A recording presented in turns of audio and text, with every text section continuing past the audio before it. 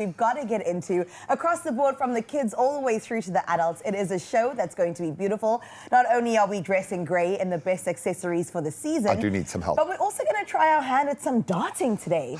Try our hand.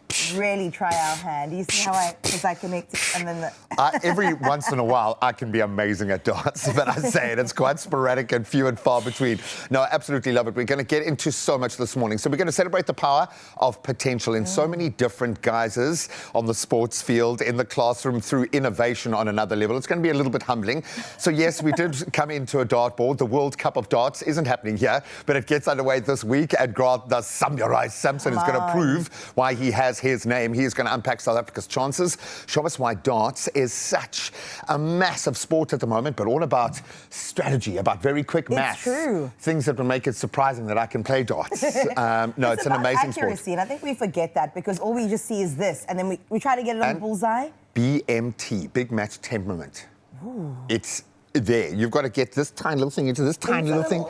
Love it. Absolutely love that. I'm going to carry that with me today. Well, you always have it. Do you know why? Why? Because you're an empowered young woman. Come on. Okay, you really are. And speaking about, we're going to continue celebrating Youth Month, exploring the future career opportunities with Ilham Sass from the Rockin' Future Career Expo. Brilliant. And then, of course, meet four remarkable young readers heading to New Zealand to represent Saudi at the Kids Lit Quiz World Championship. It always just reminds me that the kids are all right. The kids are going to be okay. And as a result, we're all going to be okay, thankfully, because we've got young entrepreneurs, Talia Pillay and Carla Wilby, who are literally taking care of all of us. Their homegrown fintech company, yes, I'm talking about kids here, Orca Fraud, coolest name ever, helping businesses across Africa stay one step ahead of fraudsters. They're stepping one step ahead of us. This is what we're talking about. Well, you want to make sure that your online space is safe and secure, and they definitely have the tools to do it. It is a morning filled with inspiration, ambition, and big dreams, as we do right here on your Feel Good Breakfast Show.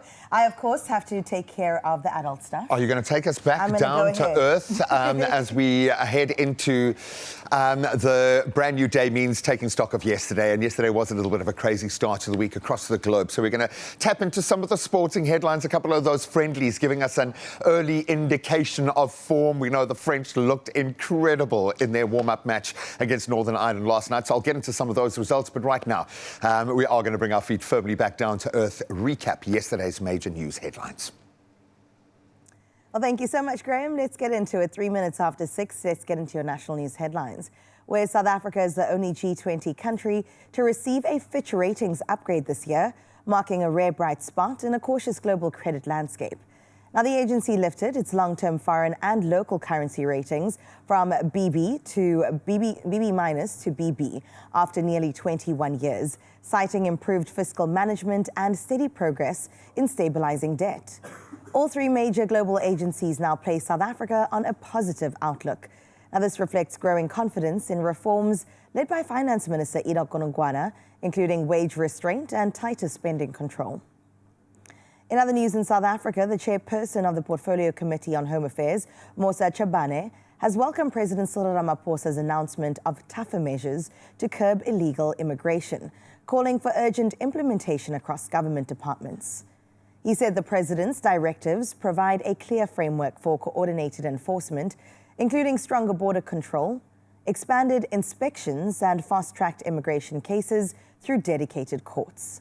Chabane also supported plans to boost border security technology and increase labor inspectors, while warning that corruption and funding constraints must be addressed. Let's take a look at your international news making headlines now, where at least 49 people have died of thirst in Niger after a truck carrying them broke down in the Sahara Desert while they were returning from Eid al-Adha celebrations in Mali. Stranded more than 80 kilometers from the Asamaka near the Algerian border, the group ran out of water in extreme heat, with only 2 survivors reaching help after trekking across the desert. Now, authorities say repeated repair attempts failed before most succumbed, while rescue teams later buried victims and warned of the persistent dangers faced by migrants crossing the harsh desert route. In other news, Chinese President Xi Jinping has arrived in Pyongyang for his first visit to North Korea since 2019. Now, he was warmly welcomed by North Korean leader Kim Jong-un and his wife alongside a ceremonial reception at the airport. During talks, Xi expressed China's willingness to expand cooperation in areas including trade, agriculture, construction, and technology. Now, both leaders also emphasized stronger strategic ties and the importance of safeguarding their country's sovereignty and security interests, describing bilateral relations as enduring and resilient.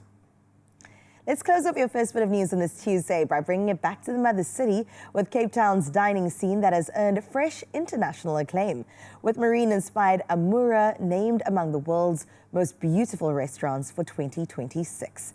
Now, the recognition announced by the Prix Versailles in UNESCO places the Mount Nelson venue among just 16 restaurants worldwide and the only South African entry. Celebrating design, culture, and sustainability, the awards highlight spaces where architecture and dining merge seamlessly. Now, opened just less than a year ago by Spanish chef Angel Leon, known as the Chef of the Seas, Amura blends marine-inspired cuisine with interiors by South African architect Tristan du Plessis, evoking Cape Town's kelp forests. Now, for Cape Town, it is another proud moment where food, design, and the ocean life meet in absolute style. Well, congratulations once again to Amura. We look forward to having you on the show soon. That is where we leave your 6 o'clock news. Let's get your first bit of sports from Gray.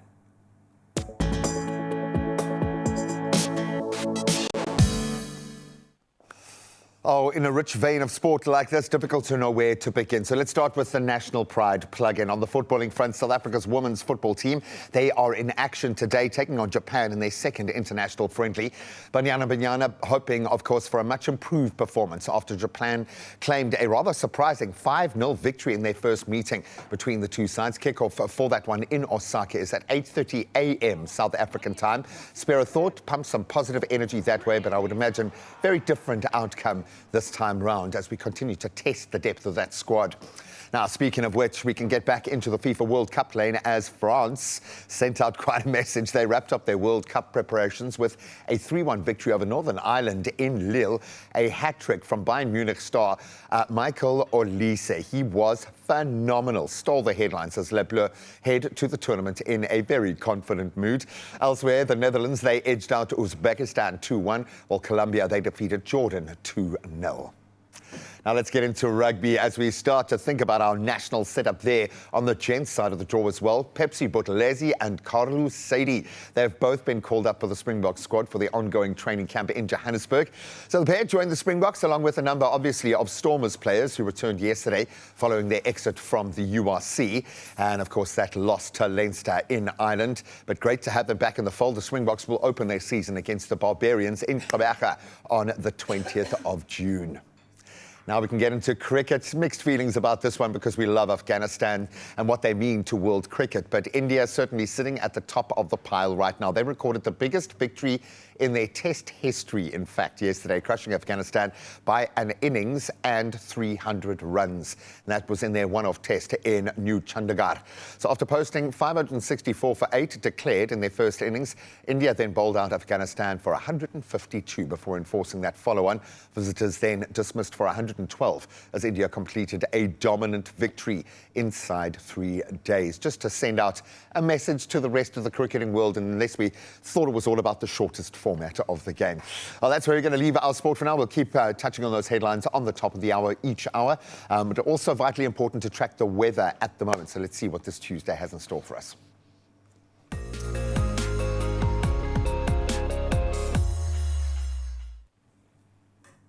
Thanks so much, Gray. Let's check out your weather to prep you for this Tuesday. Let's get started now in Polokwane, where your Tuesday kicks off under mostly sunny skies. Now, as we look at your temperatures, it rises from a low of 9 degrees to a high of 28. Now, partly cloudy conditions are expected in the next 2 days, with temperatures ranging between 7 and 24. Moving over to Klerksdorp next, where today brings you partly cloudy skies. Looking at your temperatures, they begin with a crispy low of 3 degrees, but it does rise to 24 as the day progresses. Now, your week brings you mostly sun-filled days with passing clouds, while temperature highs peak at 26 degrees when the weekend rolls around. And then to Pretoria we go, where you'll look up to mostly sunny skies on this Tuesday. Temperatures range between a low of 8 and a high of 24 degrees. Now, in the days ahead, expect sunny skies with daytime highs moving in the low 20s, reaching those mid-20s by Friday. Let's check out what Johannesburg has to offer out in the City of Gold. It's mostly sunny conditions that are expected throughout the day. Temperatures will start from a cold 6 degrees and rise to a set 22. Now, tomorrow brings you bright sunny skies with temperatures rising from a cold 6 to a high at 19 degrees. Mbombela, what are you saying on your side? Well, skies will remain partly cloudy for most of your day today. Temperatures will move from a chilly 12 to a warmer 23. Now, the days ahead bring bright sunny skies with lingering clouds, while temperatures do peak at 28 degrees as your high on Friday. And then out in the beautiful Bloemfontein, the day brings you mostly partly cloudy skies. Now, your temperatures will rise from a freezing 3 degrees to a high of 21.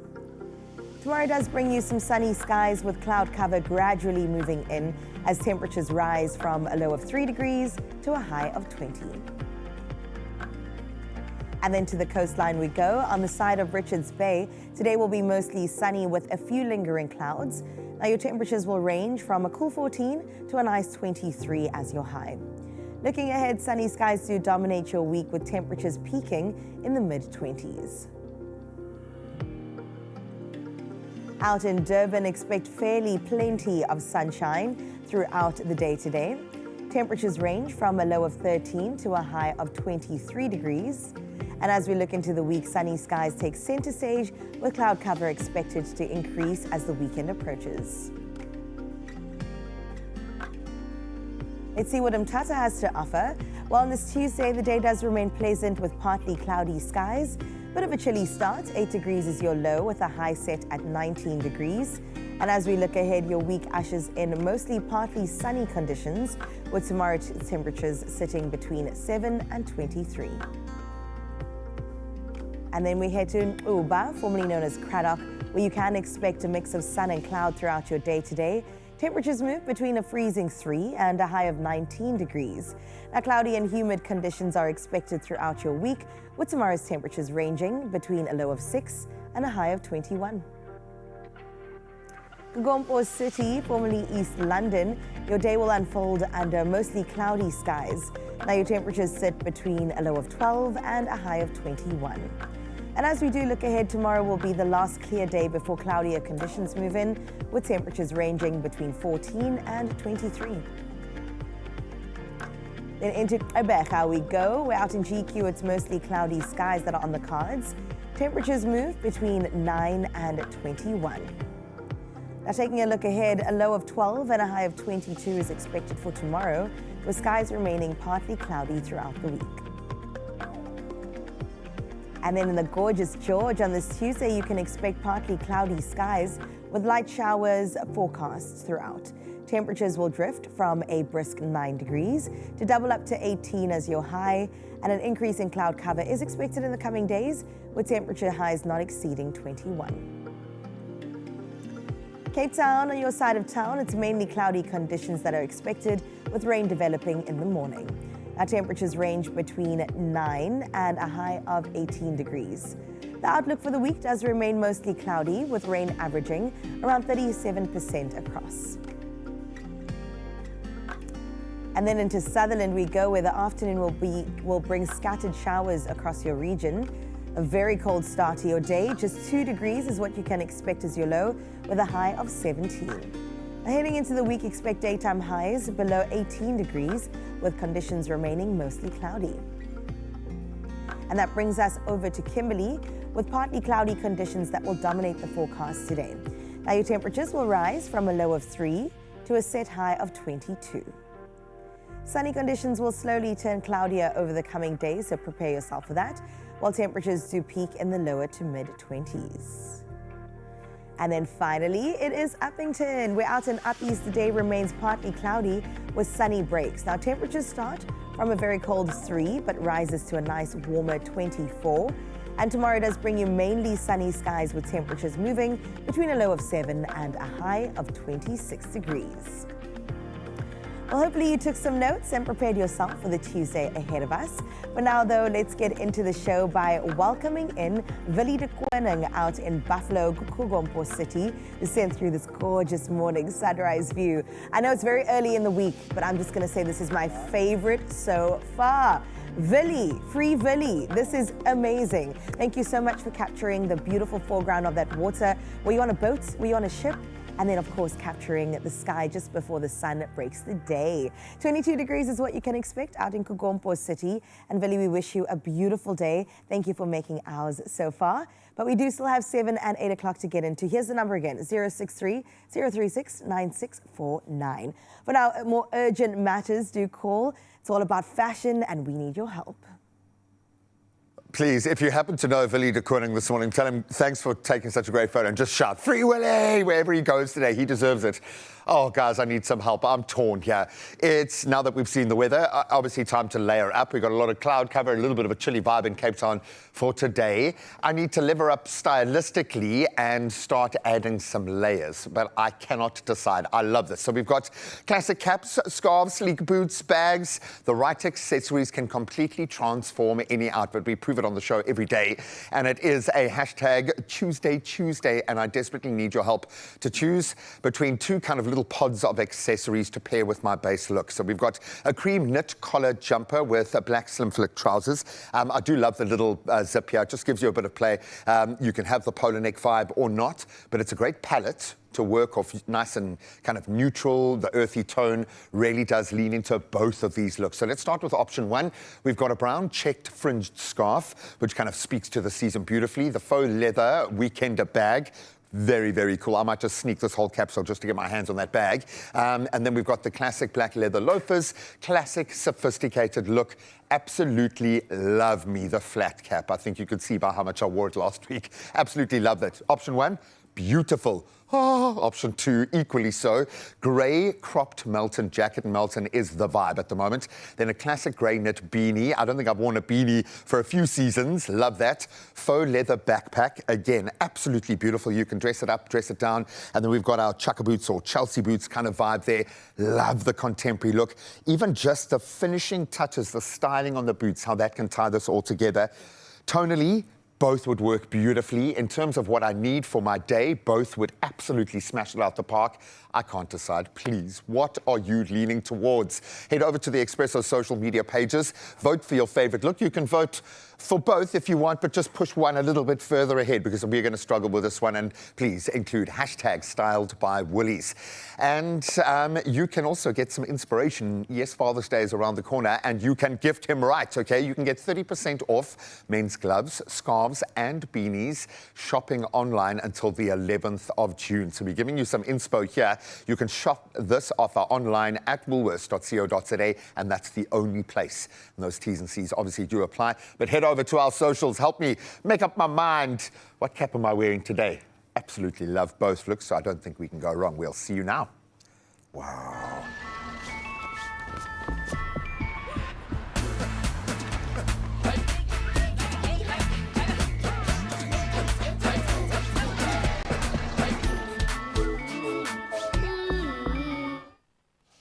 Free Willie! Free Willie! That's going to be our mantra for the day. Come on, Willie de Koning. Embrace your day like Willie did with a beautiful sunrise picture. Wow. Now, he was up early enough.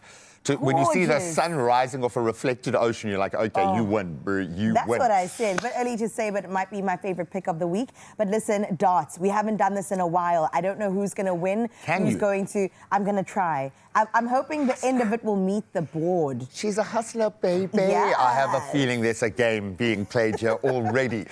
Yes, of course, we've got the small matter of the Dart World Championships. It's a massive global sport. And yes, I know the Weekend Warriors all claim to be able to do it. Well, we're going to prove it on live TV in just a moment. We'll see you now.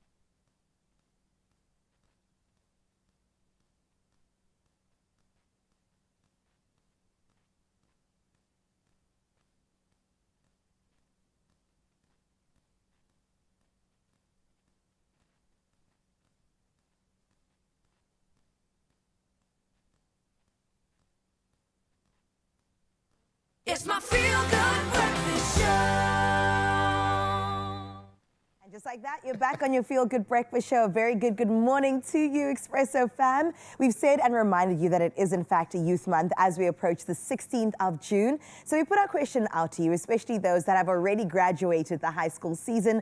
What's one thing that you think every learner should be taught in school that would actually help them navigate the real world? And we want you to weigh in across our social media platforms. At Expresso Show is where you find us. Personally, I'm just going to say death and taxes, because those are two things that nobody prepares you for in life, and it hits you like a ton of bricks. So let us know also on the number 0630369649. That's our WhatsApp line. You can let us know exactly what you think should be added to our syllabus. Right now, though, I feel like Graham might say darts could be the next big thing. So let's get into the chat with the samurai. You can't have Grant here and not just kind of say, what about darts? Because it is one of the most widely played sports across the globe right now. And of course, you can tell by the excitement building around the World Championships happening, about to happen as we speak. And with two South Africans involved, it's never mattered more to us. So if you've never watched darts before, imagine a sporting event where the crowd sings louder than a football stadium, times 10. The players walk out like rock stars, and I mean, they look like rock stars, and a single throw can send thousands of fans into absolute meltdown and possibly win you millions of pounds, times that by 20. Let's get a little idea of what I'm talking about. I've never seen the like. Come on, Spolly boy! Yes, double 12! That is the most amazing leg of darts you will ever see in your life. I can't speak.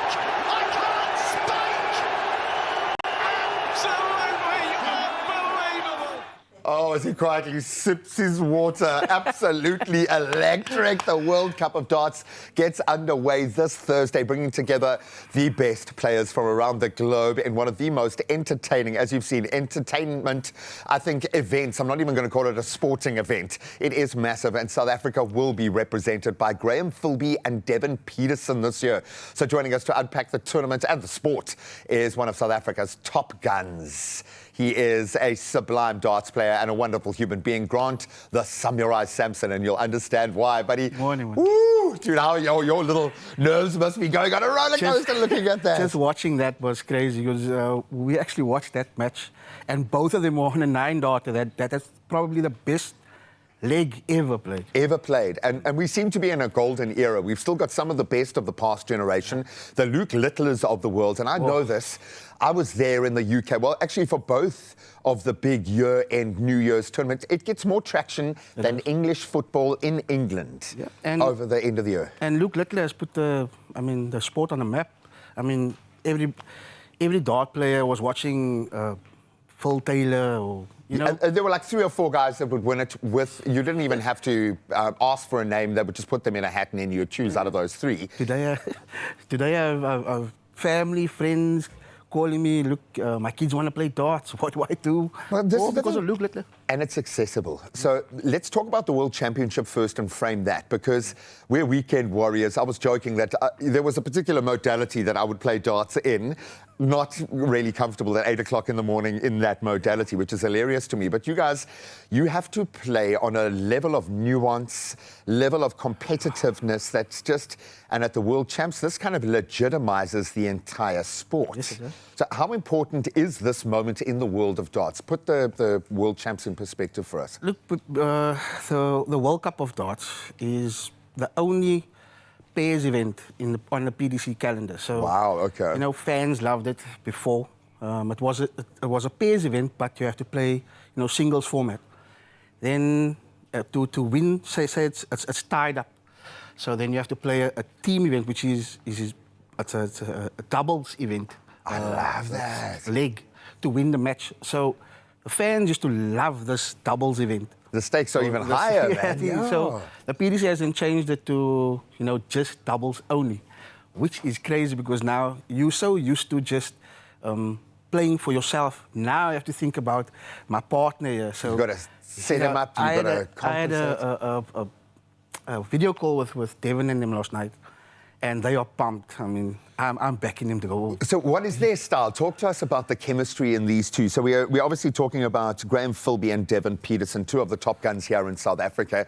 How do they come together, and what do you make of their chances this year? Because they're up against, Yeah, good well, friends as you've of said, mine. like the best of the best. And like you say, it's South Africa, but both of them are from Cape Town, which is even, more sweeter. Shots fired. Yeah, Okay, yeah, you can yeah. find him later when you see him at the next event. Yeah, so for me, I just, listening to them last night was crazy. It was nice to see that they are pumped.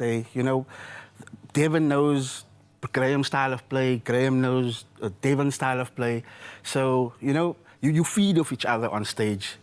And it's a flow state kind of a thing? Yes, Is that it how is. it works for you guys? Because I'm looking at the size of the dartboard, looking at the size of the dart, thinking it's impossible to work out the maths here. Yeah, true. You've just got to get into that flow. Does it take one dart to get you there? Does it take a bit of an adrenaline shock to get you into that Yes, space? it How does. does your kind of psycho For work here? me, to offload for me is, that big shot at the right time or that big close at the right time. That button. That just sends you off the edge, man.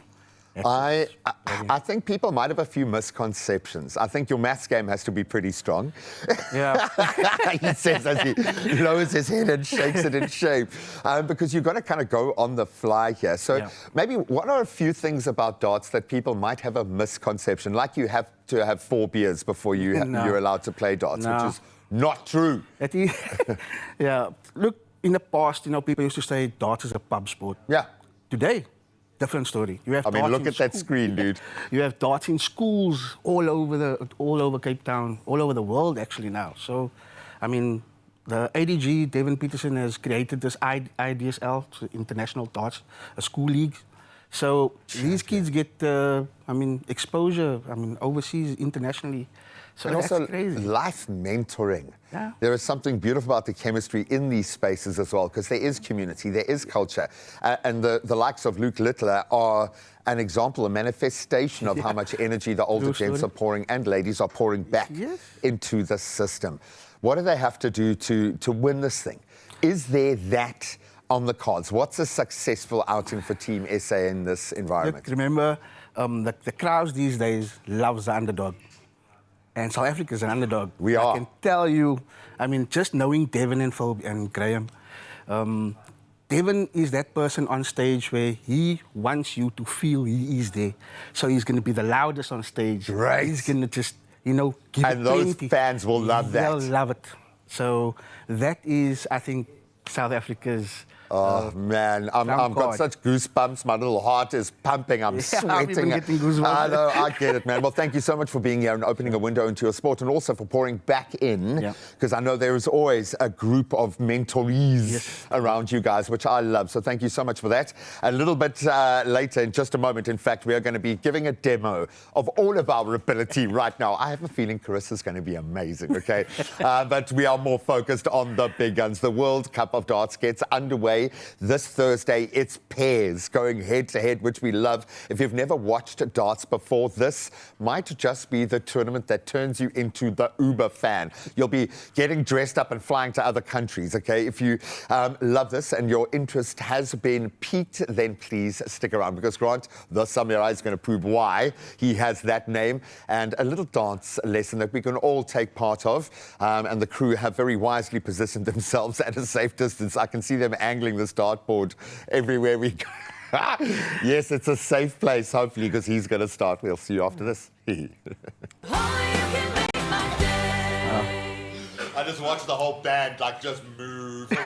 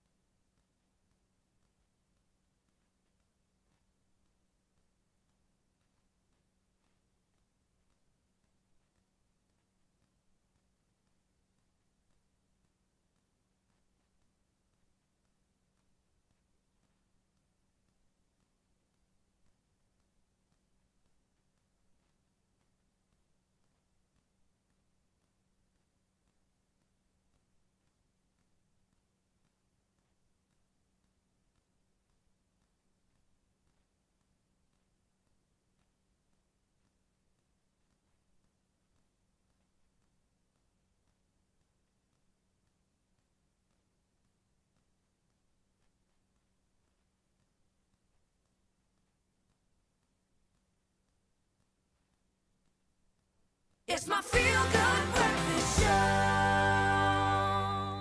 Whew. Welcome back. Are you ready? I'm hey? ready. Listen, I've got 3 darts that I'm going to try and hit 180 because we're going to give you 180 reasons to tune in and stick around and watch something that's going to be memorable. The World Cup of Darts gets underway this weekend where the globe's best players will battle it out for national pride. And I feel like across every sport, no DNA, just RSA. 100%. 180! So I just got to get it out of my system. So darts might look simple, but if you've ever played it, you know that it is not. Behind every throw is a surprising amount of maths, and that's generally where I fall down. We are calculating finishes. We are checking scores. We are working backwards from 501. Why? Because it's just crazy that way. And that's faster than most of us can do any maths. Agreed. Grant was like, nah, the maths isn't an important component. Buddy, I have a feeling maths is very important for this. But we've got the summary right here. We are so proud of Team South Africa doing the business on that side of the world, but we thought, let's try our hand. Please give us a crash course. Okay, By so the what do end we of need this, to know? you want to hit bullseye. Right, go for it. Go for it. So- You show us first. Okay, so what you want to do is you want to be as comfortable as possible. So Okay. Do you picking need up the purple dart, hair? Do I have to color my hair purple or blue? Can I do that? Yeah. So you want to be comfortable. You want to be comfortable the way you're standing, body posture. You want the least amount of moving parts. So Oh, wow. only this part is going to work for you. So Does it include the basically- mouth? Ooh, So that's what you want to do. Just straightforward. wow. This part is working. No moving parts. Head still. I was going to say, that's the first thing I noticed. You started pulling those chicken vibes, where your head just Yeah. stands exactly still on a So plane you like want to that. be absolutely chicken. still when you're playing. It's just this part of your arms working. Yeah, we got it. Simple. Yeah. Go for it. Well, I love okay, that, man. so Thank you. your Thank foot you. is Okay. against this one. So, and I saw that you were getting maximum, like you were getting Yes. as Dang. So you much want, out of that you want step a as bit you of a could. lean, so you want majority of your weight on your front foot. Okay. Left foot, balance. Can I stand like that? You can stand the way you want. Okay. I Sure. will say my arms are short. That's just my disclaimer. Okay. Just go you got through the- with a just shot. You got I'm the just a tiger's girl. eye. Hey, Okay. you got the Through with tiger's a shot. eye. Whew. There we go. Hey, that's not bad. I almost hit it. Okay. Flow Hey. like Ooh. a feather. Thank you for the theme music. It was just, I've never seen anyone float a dart before. It just looks exactly so the reason beautiful. It was almost romantic the way you just, you floated that. It was just for you, Gray. Sorry, that's the extent of smack Wait, talk we in the didn't count. studio. We didn't count. I don't think the first one counts. Oh, okay. Ever. Well, I say that before the first one. Let's go, Gray. even That's looks so like much a dart faith, player, right? I told you, I'm just missing 3 or 4 of those carbohydrate drinks that you have in the evening. What? But I'll only do it once. He's done this before. Graham! One, nothing. That's Because a perfect example of how to play darts. Huh? But you can't even see what the number is now. My little brain is like, what is the math? What is is the math? So all we're doing is subtracting from 501. And you 501. minus it down. That must get hairy because now you're busy thinking of what your next shot physical action has to be. But you're like, okay, but does it fit in? Does it fit in? What's the worst, as we're going to go again now, my friend, what's don't the wanna go worst situation you've left yourself in terms of the darts that you needed to get out? Breaking down. So what you want to do is end up on doubles like 16, 8, 4. So if you got 3 darts left, you always got a shot at the double to close it out. Bad part about playing 18s, majority you will see Graham Philby loves double 18. Really? But if he misses inside, he has to play 9, which means if he misses inside, he has to burn another dart to close. Oh, you see, So because that's no the- one can do the maths with Yes. 18 and 9. It's Correct. impossible for our little Whoa. brains to I left to myself time. on 3 a couple of times. So Hey. I had to burn a dart 1-1-1, which is Okay, let me burn my darts. You said doubles. And this, Oh, okay. So And it that's what just you want- requires some intention. That's if you, it. exactly, and focus, which you have in spades. Graham, don't hype me up too much. You see, no, So just if it's off the board, do I go again? yes, go for it. yeah. Not You in see, the darts, but she does have For that you, kind of yeah. attitude that makes you just say yes. Eh? This do. is why. But okay. there we go. One. Exactly. You just had to prove a point. And this is why I love darts. It's because even people who have no idea can embrace it, It's a fun get sport, into it, and start chatting. And this is what happens around a dart board. Yeah. Is you're laughing, You're teasing your friend. I'm cheering you on Darts because is I know fun. you're Come on. going to get this. Okay, I'm going to go I for mean, a 20. Go, Greg, go. You've obviously been to Ooh. a house with a party, Yes. a family. There's a I've got dartboard. Geordie father-in-law. Yeah. So you... My Uncle Richard and Auntie Margie, Okay, they we love want a double playing to darts. finish, hey? Yeah, go for it. He's left with 40 on the clock, and Oh. it's terrible. Nah, Not too far off it. Well, Not you gotta- far. Okay, A Samurai. triple one is like it's the your turn best, now. worst dart you can think. It's like a triple, Carbohydrate but it's drinks. 3. Yeah, I know. 1 or 2 of the carbohydrate drinks. So what is the advice then to level up? If you are good at darts and you want to take it to your level, you want to start playing competitively and kind of Yeah. get a piece of this pie. If you want to play, competitive darts and want to be representing South Africa Like at the the World boys. Cup or World Championship, find Devin, call him up, start a franchise, start, playing for a franchise if you don't want to own one. And they have divisions for every kind of player. From What age could you start? any age. Sure.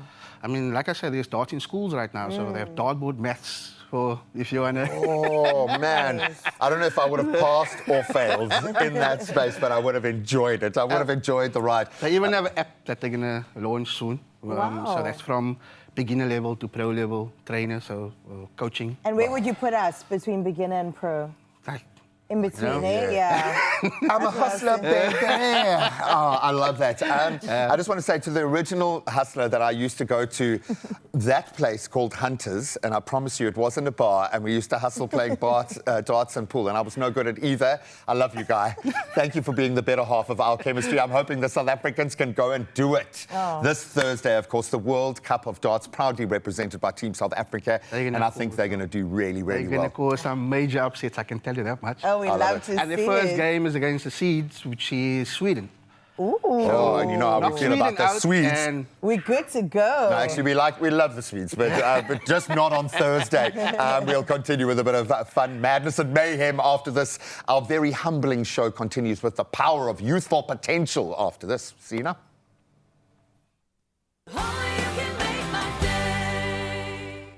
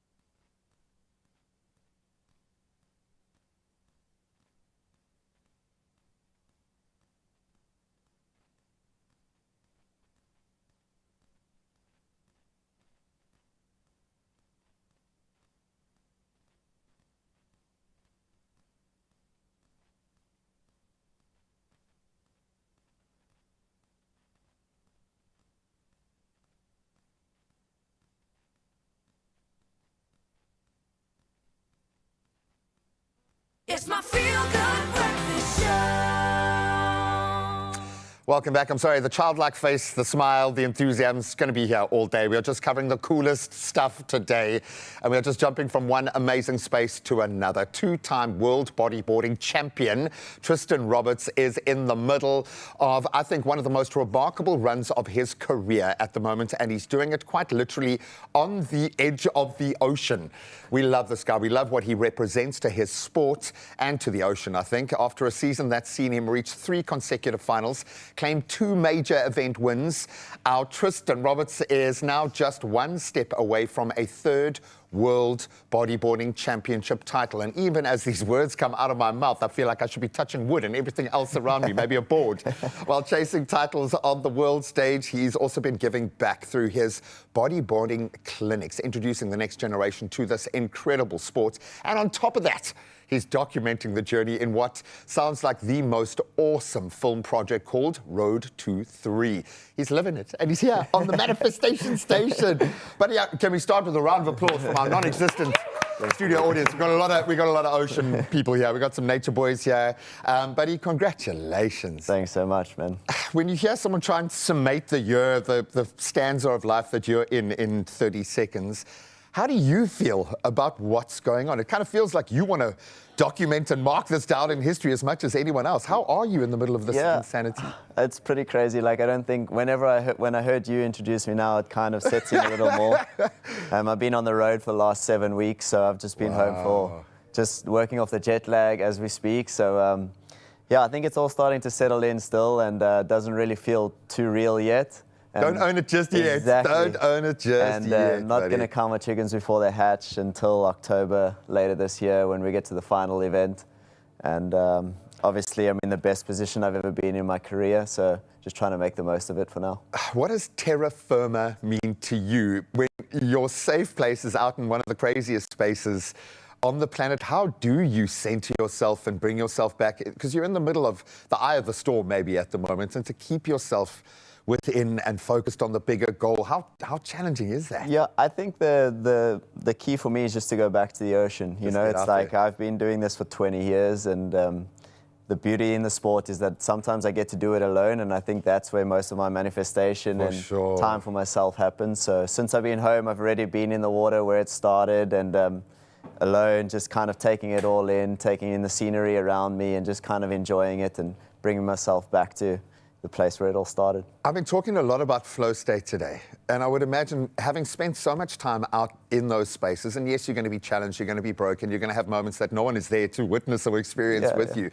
So it must be quite an interesting arc, but something's clicked. What has shifted to become elite in your sport? What are you doing now that's just working so beautifully? I've always said, you know, there's a lot more than just talent and skill that it takes to win an event, never mind a world title. You know, especially in your lane, dude. We deal with the ocean that we're not sure what we're going to get given on a daily basis, and we just have to learn to adapt. And whether you win 1 world title or 5, I think it's not necessarily skill-based. It's just when things line up for you. For sure. And the most important thing for me over the last few years has just been showing up. You know, I have to kind of find the small wins to stay motivated and keep showing up at the line, keep training, keep being ready for every opportunity that presents itself. And when things align again for me, like they have this year, you kind of just have to run with the momentum and just get out of your own way. and just try and make the best decisions you can. Because you are flowing. So for the uninitiated, what do you get most excited about when you are tearing it up out there? When do you know, okay, I've found that layer above? Because you clearly have found a space to play, and that there's something magical about that when you do kind of find that click. Yeah, exactly. I think it's when you start to see all the practice, you know, come into play, and you can kind of do the same things. You're creating your luck, yeah. Yeah, and you can do the same things you've been doing in all the training and free surfing just now on a global stage, and people get to see you in your flow state. I think that's something that's, you know, what keeps the fire burning inside all of us and kind of brings us coming back. You've also made it a choice to get the most out of the sport in every way, shape, and form. It's almost like a sphere expanding as you go. So while you're not focused on the professional elements of your career, you're pouring that energy back in to give a little bit of this magic to other younger kids. What's that experience been like, and why pour back in that? Yeah, I think it's incredible. You know, I think when I was young, and if I ever saw anyone that I looked up to try and educate me about the ocean, I was always there, and I know the excitement that comes with that. And that's just, it's so nice for me to see all the smiles and all the kids and, you know, beginners' faces. And I understand that not everyone's going to be able to be a professional bodyboarder, you know. So my time with those kids and beginners, it's more, the first thing that I'm teaching them is about ocean safety. And that is the biggest thing for me, is that when kids arrive at the beach, they learn to read the ocean and know that how to use it by being safe. And if anyone or themselves are in trouble, they can at some point, you know, have an input to try and get themselves or someone else out of that situation. It's empowering, man. And you also, and I remember this, I came from Joburg, so the more tarmacked route towards this fringe kind of community that you now represent. And it's not fringe, it's massive and it's connected, it's a tribe. And it's a beautiful tribe that keeps pouring energy back into everyone, not just those that are going to win world championships and do the big things. Buddy, how can we follow? How can we plug in? How can we support you on your journey, man? Yeah, I think so. Like you mentioned, you know, Road to 3 is going to be the film that I'm creating this year, which I'm going to do premieres around Cape Town. I'm going to be doing one in France later this year, and also try and bring it out to Amanus and along the coastlines, maybe even Durban. So you can just stay tuned to my social medias. I'll keep everyone updated on that. You'll find him on a beach, man. You'll find him on a beach or just on the edge of the beach doing that. Because that's what he does. Congratulations, buddy. We're not going to count our chickens, as you said, but we're going to celebrate what you are pouring back into your sport, because the sport is giving it back to you, man, in spades. So we're going to manifest as much of that as possible. Just stay safe out on the water, and hopefully that's inspired you. If you think you're sitting on the fringes, there is a tribe out there waiting to propel you to potentially some of the greatest achievements on the planet, or at least on the water on the planet. Buddy, we love you, man. Well done. Thanks so much. Really appreciate it. And I can imagine for Tristan and Gray, a day in the water straight after requires some warmth from the inside out. And we know that winter actually is officially soup season. And there's no better way than a warm, comforting bowl to chase away the chill. Now today we're making a delicious Asian chicken and miso ramen soup that's just packed with flavor and perfect for a cozy winter meal for yourself or you and your friends. And that's exactly why we brought in our favorite cookbook author, as well as Woolworths Taste Head of Commercial Content, Fatima Saeed, is here to show us how it's done. So we definitely need to get into this ASAP, Fatima, because deliciousness awaits us. Please tell us what we're doing today. This recipe is so simple. I'm like, You're like, I don't it's even know going to what take to us say. 2 seconds. It's going to take us 2 seconds, but can you actually just smell? I can smell how delicious I can this taste it in my mind already. You know what's really interesting? We're almost moving away from like those thick, creamy based soups to more brothy soups. Why do you think people are more into this now? For me, actually, Kirsten, I think you might understand where I'm coming from. It's so different to the soups we grew up having. 100%. It's so light and refreshing, and it's just like, it's not that typical vegetable soup. Yeah. This is so much Which fun. we love, but... Totally. But this is a lot of fun. You can make it your own. Like, look what we're doing, right? So imagine having people over for dinner. You have all your toppings, and then people just take their soup, man, heat it up, put in what you want. Build your own ramen. Yeah. So I already opened this because I wanted to smell it. How nice. Oh! Everything is in here for you. We're just going to add a few things to make it better. Okay, I'm going to let you take the lead. Okay, cool. You go ahead. So we have some water over here. I like to add some water just to make it go a bit further, but you could just use this as it is. So let me just put it in here. It will heat up so quickly.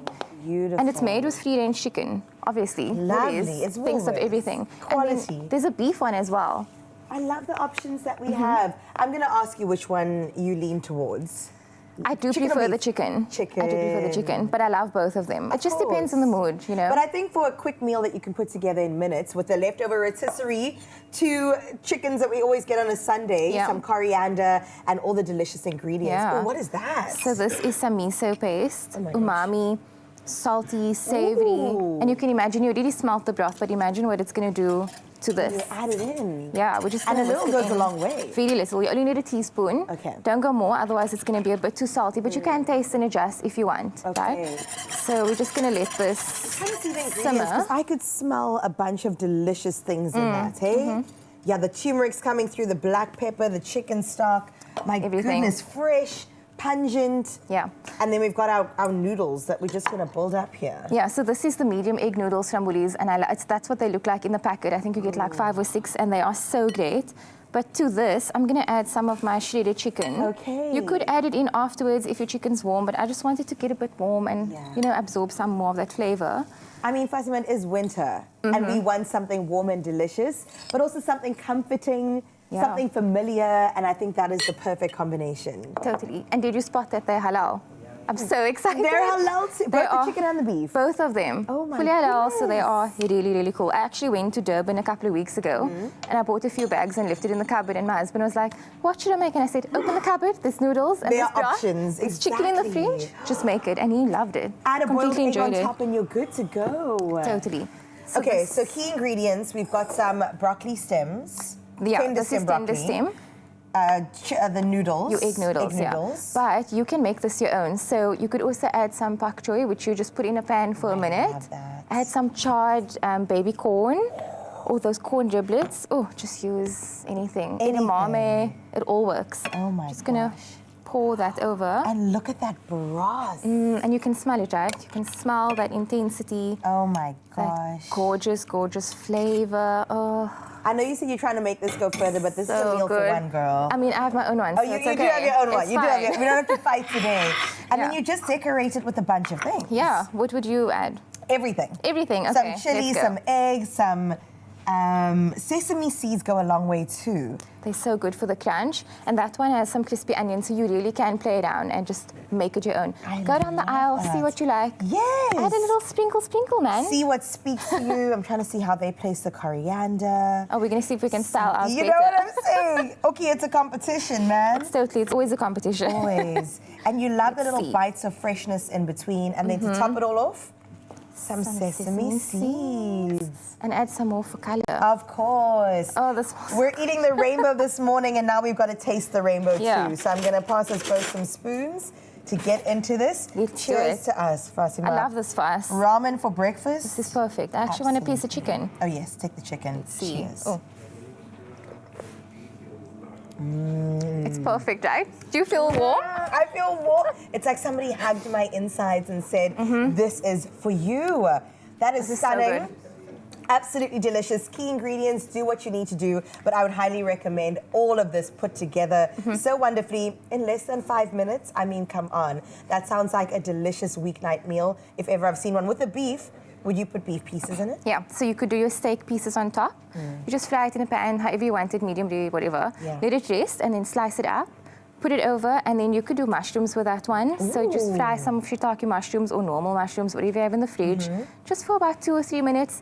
Place it on there, add the rest of it. I would still do the sesame seeds, the coriander. It's my favorite thing ever. The chili goes a long Absolutely love way. it. Totally. And then whatever veg you want, or not. I mean, no one's judging. Just Nobody's- enjoy it. No, Just we slip want it some up. balance. No, but you've got taste, and that's exactly why we bring Fatima in each and every time. Get a cookbook if you haven't already, but let me Yes, tell you please. right now, this would be available on expressoshow.com. That QR code is available for you. But I mean, a couple of ingredients goes a long way, and we want you to bring the warmth and, of course, that refreshing comfort to your winter evenings with this Woolworths range of soups. They're effortless, cozy, and of course, deeply satisfying. You can shop them in store, online, and on the Woolworths app. Okay, this is for me. I'm taking that You one. can take that one. Bye. It's a deal. Oh, delicious. Only you can make my day.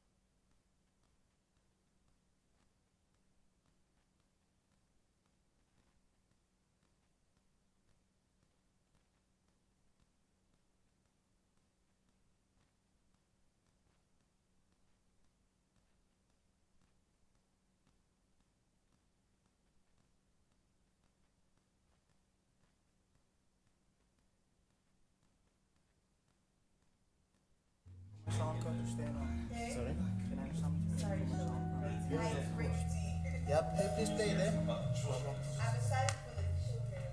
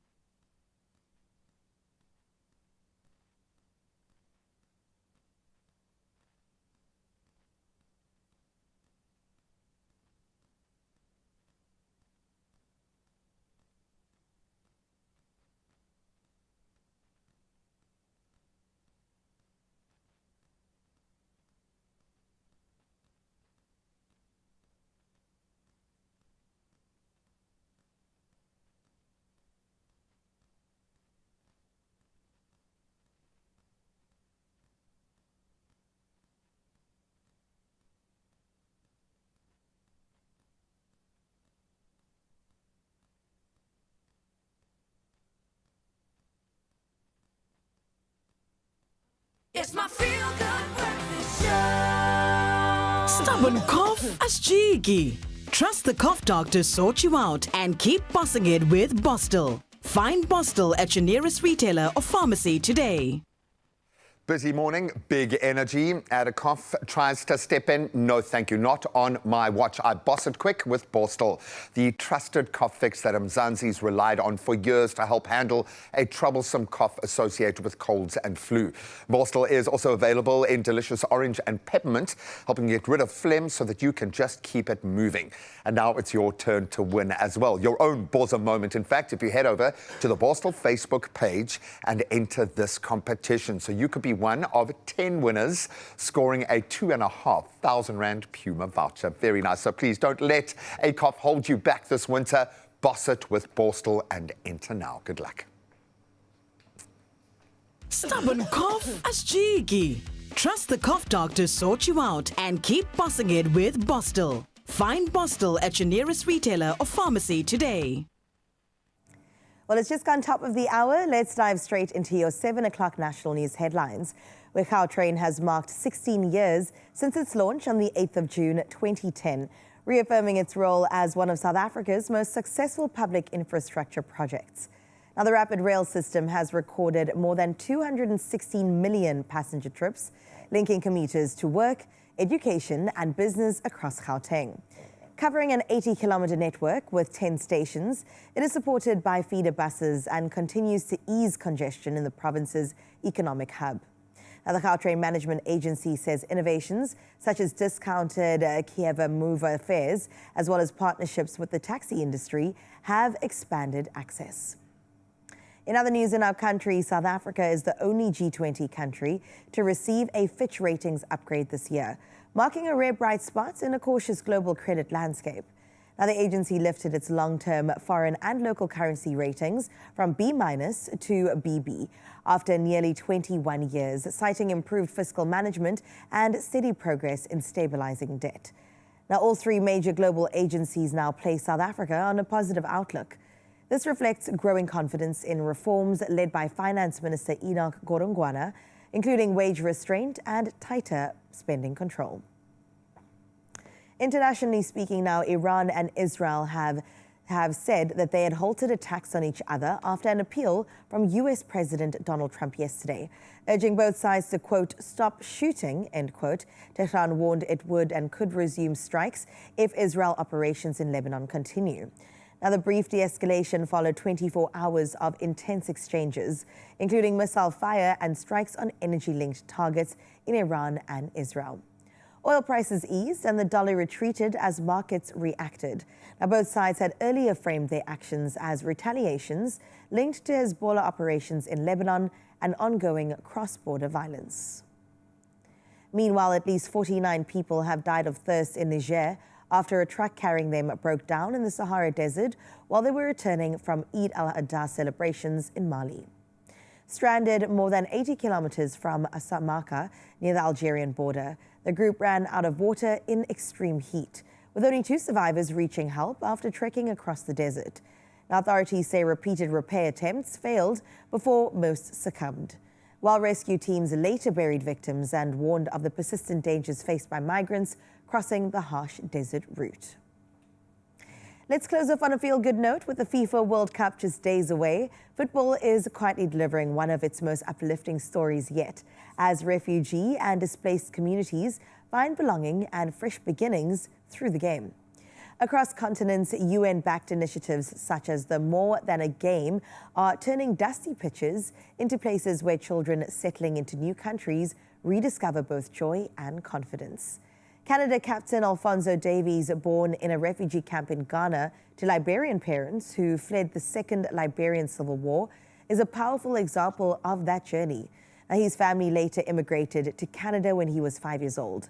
His path from displacement to international stardom captures the spirit of hope now echoing throughout the World Cup build-up worldwide. And do remember, you can catch every single moment on the SABC Plus app come the 11th of June, so make sure you download it. For now, though, speaking about sports, let's get into some with Graham.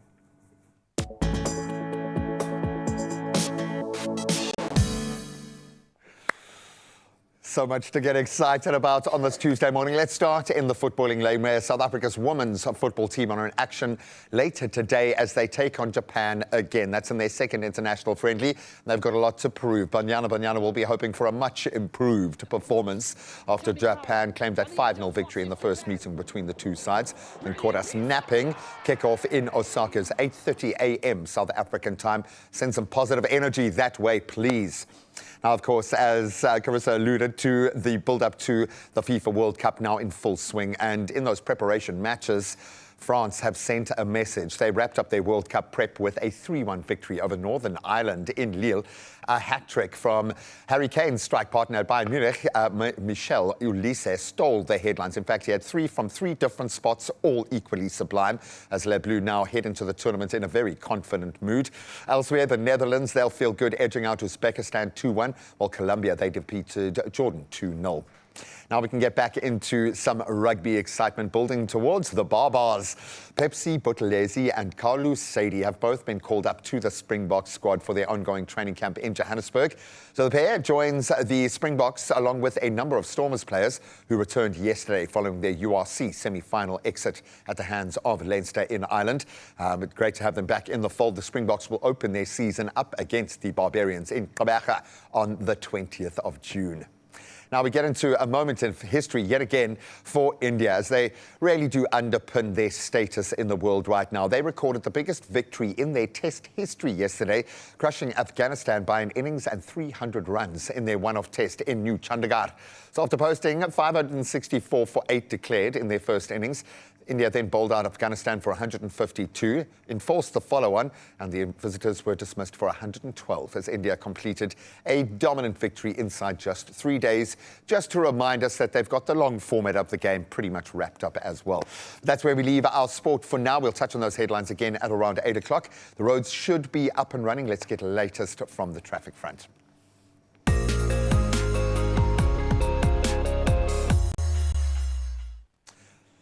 Our first stop is Beesterkraal in the northwest, and I'm speaking about the stretch on the R511 route that's near Beesterkraal.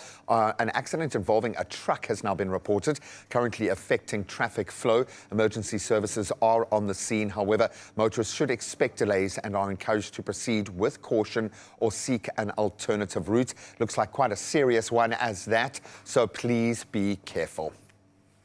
All right, we are going to now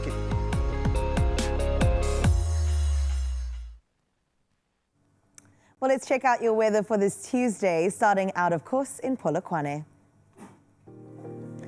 Well, on this beautiful day, your Tuesday kicks off under mostly sunny skies. Now your temperatures rise from a low of 9 degrees to a high of 28. Now it's partly cloudy conditions that are expected in the next 2 days, with temperatures ranging between 7 and 24 degrees come Thursday.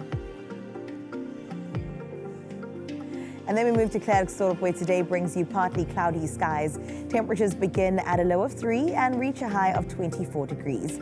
Now your week brings you mostly sun-filled days with passing clouds, while temperatures do peak at a high of 26 degrees once the weekend rolls around. Let's move on into Pretoria next, where you will look up to some mostly sunny skies today, much to the country's envy. Temperatures range between a low of 8 and a nice high of 24 degrees. And as we look into the days ahead, expect sunny skies with daytime highs moving in the low 20s, reaching those mid-20s by Friday. Let's see what the City of Gold has to offer in Johannesburg. It's mostly sunny conditions that are expected throughout the day. Temperatures, well, they'll start from a cold 6 degrees and rise to a set 22. Now tomorrow does bring you bright sunny skies with temperatures rising from a cold 6 to a high of 19 degrees. Mbombela, you're up next, where skies will remain partly cloudy for most of your day today. Temperatures will move from a chilly 12 to a warmer 23. Other days ahead do bring bright sunny skies with lingering clouds, while temperatures peak at 28 degrees on Friday. In the beautiful Bloemfontein on this Tuesday, today brings you mostly partly cloudy skies. Temperatures will rise from a very cold 3 degrees, but peaks at 21 as your high. Now tomorrow does bring you some sunny skies with clouds gradually covering and moving in as the temperatures rise from a low of 3 to a high of 20 degrees. And then out in Richards Bay today will be mostly sunny with a few lingering clouds here and there. Temperatures ranging between a cool 14 and almost doubling to 23 as your max. Looking ahead, sunny skies do dominate your week with temperatures peaking in those mid-20s. And out in South Africa's playground in Durban, expect fairly plenty of sunshine throughout the day. Temperatures ranging from a low of 13 to a high of 23 degrees. And looking into the week, it's sunny skies that take center stage with cloud cover expected to increase by the weekend. And then out in Mthatha, the day remains pleasant with partly cloudy skies. Now your temperatures, they climb from a cold 8 degrees to a set 19. And looking ahead, your week ushers in mostly partly sunny conditions, with tomorrow's temperatures sitting between a low of 7 and a high of 23. Let's get into an Uba next, formerly known as Craddock. Now you can expect a mix of both sun and cloud throughout your day today, with temperatures moving between a very cold 3 degrees and a high of 19. Now cloudy and humid conditions are expected throughout your week, with tomorrow's temperatures ranging between 6 and 21 degrees. Kugompo City, let's see what's going down your side. Your day will unfold under mostly cloudy skies. Now temperatures sit between a low of 12 degrees and a high of 21. Looking ahead, tomorrow will be the last clear day before cloudier conditions do move in, with temperatures ranging between 14 and 23. And then out in Ebeja, in GQ, it's mostly cloudy skies that are on the cards for you today. Let's have a look at your temperatures. Well, they'll range between a low of 9 and a max of 21. Now, a low of 12 and a high of 22 degrees is expected tomorrow, with skies remaining mainly partly cloudy. And into the gorgeous George we go. On your side, you can expect partly cloudy skies with light showers forecast. Now temperatures, they'll drift from a brisk 9 to double up to 18 as your high. And an increase in cloud cover is expected in the coming days, with temperature highs not exceeding 21 degrees. In Cape Town, where the city stand up, it's mainly cloudy conditions that you can expect, with rain developing in the early morning. Temperatures ranging between a chilly 9 and a high of 18 degrees. Now your outlook for the week remains mostly cloudy, with rain averaging around 37%. And that brings us into Sutherland. This afternoon will bring scattered showers across your side of town. Temperatures range from a freezing 2 degrees, warms up a little bit to 17 as your high. Heading into the week, do expect some daytime highs below 18 degrees, with conditions remaining mostly cloudy. And that brings us to Kimberley, with partly cloudy conditions as to what you can expect for your day. Temperatures will rise from a low of 3 to a high of 22. Now, sunny conditions will slowly turn cloudier over the coming days, while temperatures peak in those low to mid-20s. And our final stop, maybe our favorite stop too, out in Uppington. The day remains partly cloudy with sunny breaks in between. Now your temperatures do start at a cold 3 degrees, but it warms up nicely to 24. Tomorrow brings you mainly sunny skies with temperatures moving between 7 and 26 degrees. All right, temperatures out the way very quickly, which brings us our sunrise view of this hour. We've been so excited since the moment of Free Willy, but Linda Tannis from Pinarstrand out in Western Cape sent this gorgeous morning view. I'm just saying the ocean's having a moment right now, and after yesterday being World Ocean Day, this makes sense to celebrate the wonderful water across the country. And Pinarstrand has never looked this beautiful, Linda, so thank you for capturing daybreak so incredibly well.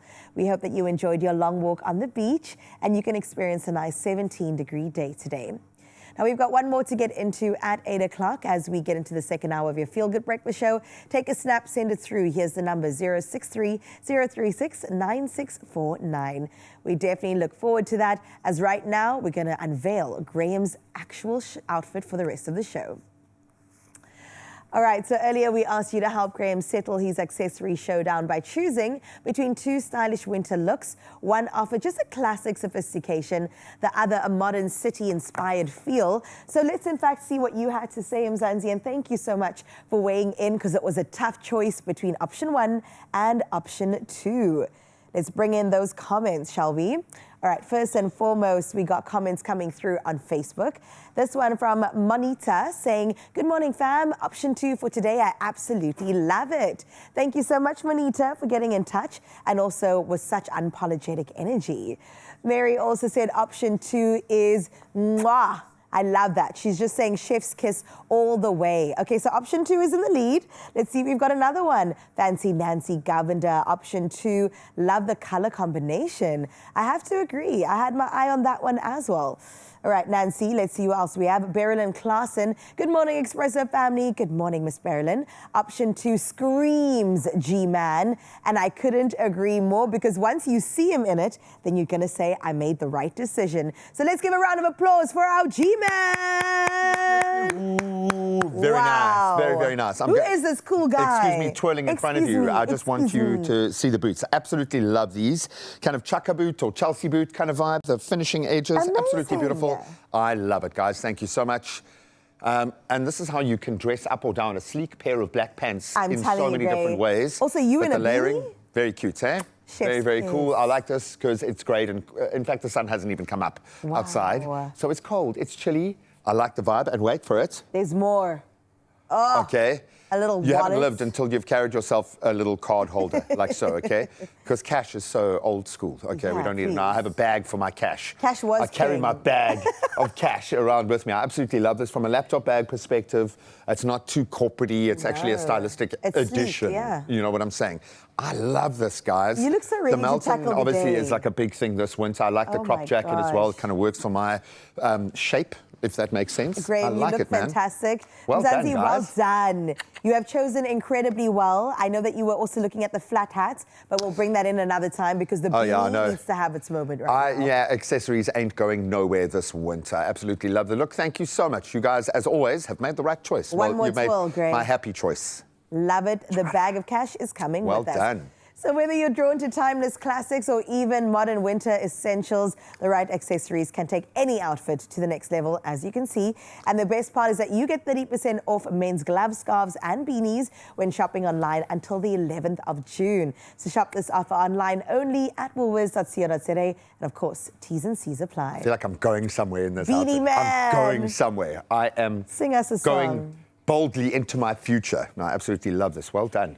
Good I haven't job. worn a beanie in years. You look good. You should do it Very more nice. often. Well done, guys.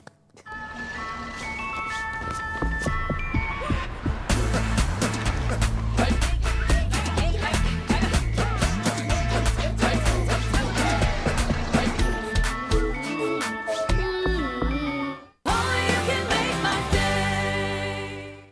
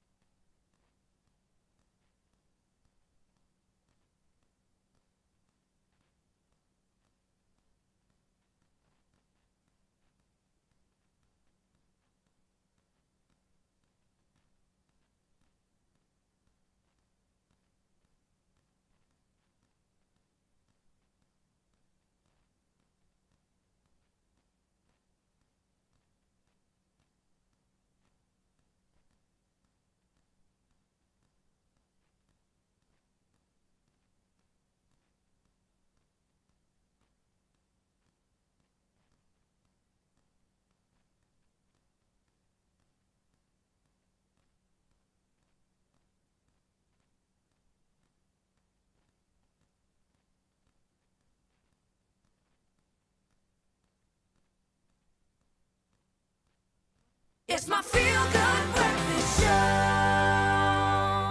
It sure is, and welcome back to your Feel Good Breakfast Show. Thank you for joining us this morning as we continue to celebrate youth innovators shaping our future. Now, one teenager is proving that age is no barrier to impact. At just 18 years old, Baswelihle Zilwa has already made her mark as an author, a speaker, and a youth empowerment advocate, inspiring young people across the world to dream bigger and, of course, believe in their potential. Now, through her Future Global Leaders Club and the ambitious hashtag Lihle's 100K Teen Challenge, she's on a mission to reach and uplift 100,000 teenagers across Africa with messages of leadership, of course, education, importantly, and personal growth. So, I mean, this woman deserves a feel-good welcome. Let's welcome Baswelihle. 18 years old. Yes, Baswelihle, welcome and thanks for joining us today. Thank you so much for having me. My girl, this is incredible. So, of course, today we've been celebrating the youth as innovators. And I think it is so important to give you the platform and you have the tools to be able to execute on all of that, right? So let's get into Lihle's 100K Teens Challenge. What is that? And what exactly made you want to be inspired to do this? Yes, so I basically, at 13, I founded the Future Global Leaders Club, a not-for-profit company. And then at 14, that is when I then published Lihle's collection of motivational quotes for teens. So, you know, the feedback and the testimonial that I was getting from the learners, you know, who were in my club and who got my book, you know, it was so shocking, so surprising. You know how they say that my book really, you know, changed the way that they think. Wow. You know, it unlocked their potential that they didn't think they had. One even said that, you know, my book saved them from committing suicide. Oof, you know, impact, eh? Yes, so, you know, impact like that. And because of that impact, last year, actually, when I was doing my matric year, I won 2 African Continent Awards. Of course, congratulations. The Youth Empowerment Champion and the Next Gen Innovator of the Year.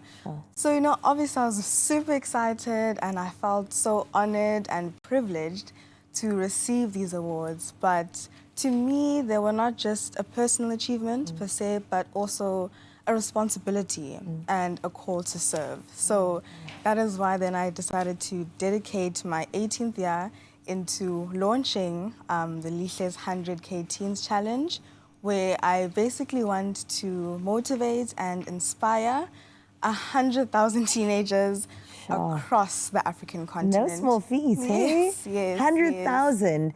But I feel like you speak to that many people anyway, every day through everything you do, from your public speaking to your books that you've written. Girl, you're a published author. That is incredible. Yes. You do spend a lot of your time, I mean, speaking to young people, reaching out to youth. So when you do engage them, what breaks your heart mostly about what our young people are going through? You know, mostly it's the lack of self-belief, because most of them, because of the circumstances that they're around, Right. you know, especially in your disadvantaged communities, you know, they really don't think that they have it in them, you know, to dream big, to have big goals, and to actually, you know, get there. So, which is why now, you know, my 100K Teens Challenge exists to inject that self-belief into Sure. every young person. And, you know, actually, under my 100K Teens Challenge, I'll also be hosting teen self-belief conferences Wow. all over South Africa. And I'm very excited, actually, because the very first one is happening on the 19th of June. Oh my gosh, tell us more. It's happening in the Eastern Cape, Yeah. in Mthatha, at the AOG Convention Center. It's going to be more than 2,500 learners Wow. across 10 schools and in the Mthatha area. And basically the theme of the conference really will be to, you know, inject that self-belief, to really equip the teenagers with, you know, the right mindset to succeed. Sure. You know, and we're going to have, you know, many different speakers as well, you know, your young professionals, you know, your top achievers, you know, people that passed matric like really, really well. Just, Yeah. share study tips and encourage how, them. yes, and to show that it actually can happen. Sure. Well, Well, they say seeing is believing. And so as soon as, you see the representation on stage, it does instill some kind of self-belief in you. And I love the fact that you're starting with the mentality, because that is it at the end of the day. So, okay, there are lots of people right now. You're on a national platform across the country. I want you to be able to use this to your advantage to encourage young people sitting at home, getting ready for school, wherever it may be, to let them know that they've got it in them. What would you say to them right now? I would leave them with my very own quote, actually, in my book, that says, trees can grow tall in rough terrain. So can we, So it's really that thing of your background or your current circumstance, whatever you're going through, it's not going to be forever. That's not your final destination. You can still decide where you want to be as long as you believe in yourself, because when you believe in yourself, nothing and no one can stop you. I mean, mic drop. Can we get a round of applause for that? That was beautiful. Thank you so much, Basulihle, for joining us here today. Thank it also you so just reminds me you grow through what you go through, right? Yes. It is just a seasonal thing that you have to overcome in order to get to the next chapter and hopefully be achieving just like you. You've done an incredible job of just living by example, and we wish you the best with your tour. Make sure you come around to Cape Town. Definitely. We also want to see you on this side as well as in Johannesburg and Durban, but all the best, and thank you for encouraging the youth in the ways that you do want to, all right? So we're really excited to see what the future holds, but we started the show saying it. I will say it once again, that the kids are all right.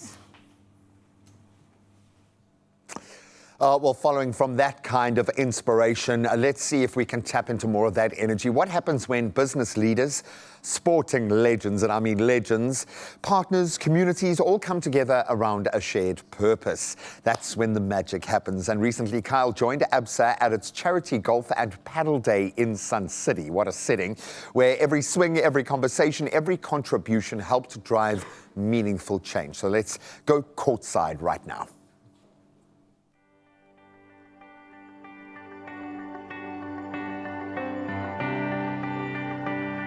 Sun City is known for hosting South Africa's most premium sporting and lifestyle experiences. And today the universe blessed us with such a special day because it's no different. We're unpacking something so much more meaningful right here at the Gary Player Country Club, because the ABSA Charity Golf and Paddle Day 2026 is bringing together industry leaders, business experts, community leaders, and also influencers to unpack something way more meaningful. Today is about changing lives, my Feel Good family. And guess what? You know it. You're coming with me. Let's go. Leon, we see that this event had a massive networking evening ahead of the main event. Tell us, what are we trying to achieve here by creating long-term relationships between the members that are playing here?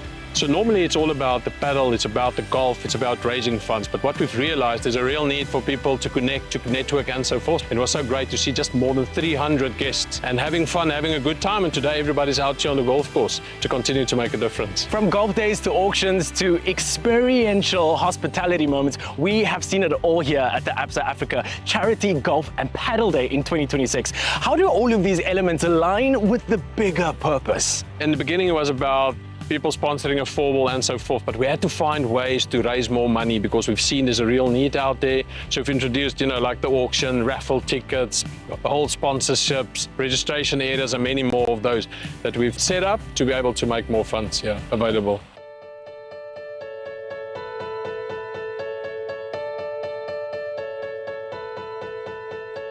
So what's been my favorite part here today at the charity golf event is the paddle. It's my first time doing paddle. I didn't think it would be my kind of sport, but it's been so fun. The people have been amazing, They're not on your case that you don't know it. They're very calm, very cool. It's just a wonderful vibe. The best part about today has definitely been supporting the charities that have been represented today. I think giving back to the community in all ways, shapes and forms is always a highlight. So meaningful impact through partnership means that even though we have those commercial goals that we're looking toward, is that we can actually partner together with companies like ABSA in order to do good in the world. I think if we come together, all of us coming together, corporates, individuals, doesn't matter who, we need everybody to come together put everything together and make a big difference for those that really need us at the end of the day. Next year is our 20th event. We want to see if we can raise 4 million rand next year. That will give us a cumulative 20 million rand over the 20 years, which would be a brilliant and awesome outcome for us. From golf and paddle to purpose and partnerships, today is an amazing showcase of what really happens and what's possible when industry experts and business leaders come together with intention. The ABSA Charity Golf and Paddle Day 2026, my Feel Good family, is not only just about sports. It is a showcase what happens when a common purpose comes together and how our South African people like to unite. Absolutely brilliant. That's well done amazing. to Kyle for looking the part. He Okay, he looks really the did look part. the part. I think he now understands now everyone who came together in the most amazing way. I know it looked like a huge amount of fun, but the bottom line is you guys helped to raise 3 million rand for Jacaranda FM's Good Morning Angels initiative. Well done. Congratulations. More than a fundraising Incredible. total, of course we could see it was a powerful example of ABSA's purpose in action, empowering Mzansi one story at a time.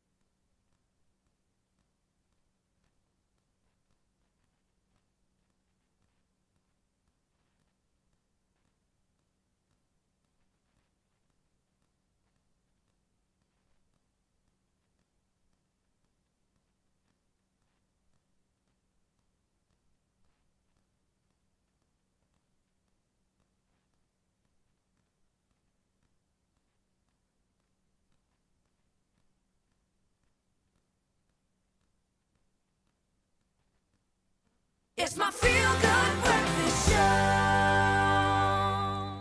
Welcome back and thanks for joining us on your Feel Good Breakfast Show. Now, for many matric learners, the question of what are you going to do after school comes in guns blazing. And it can be exciting, but it can also be incredibly overwhelming if you don't quite have the right direction. Now, with limited university spaces and an ever-changing job market, many young South Africans are actually unsure about what comes next. What are we going to do? That's where the Rocking Future Career Expo steps in beautifully, helping learners discover, study, and career opportunities and those options that actually match your journey, your passion, your strengths, your ambitions.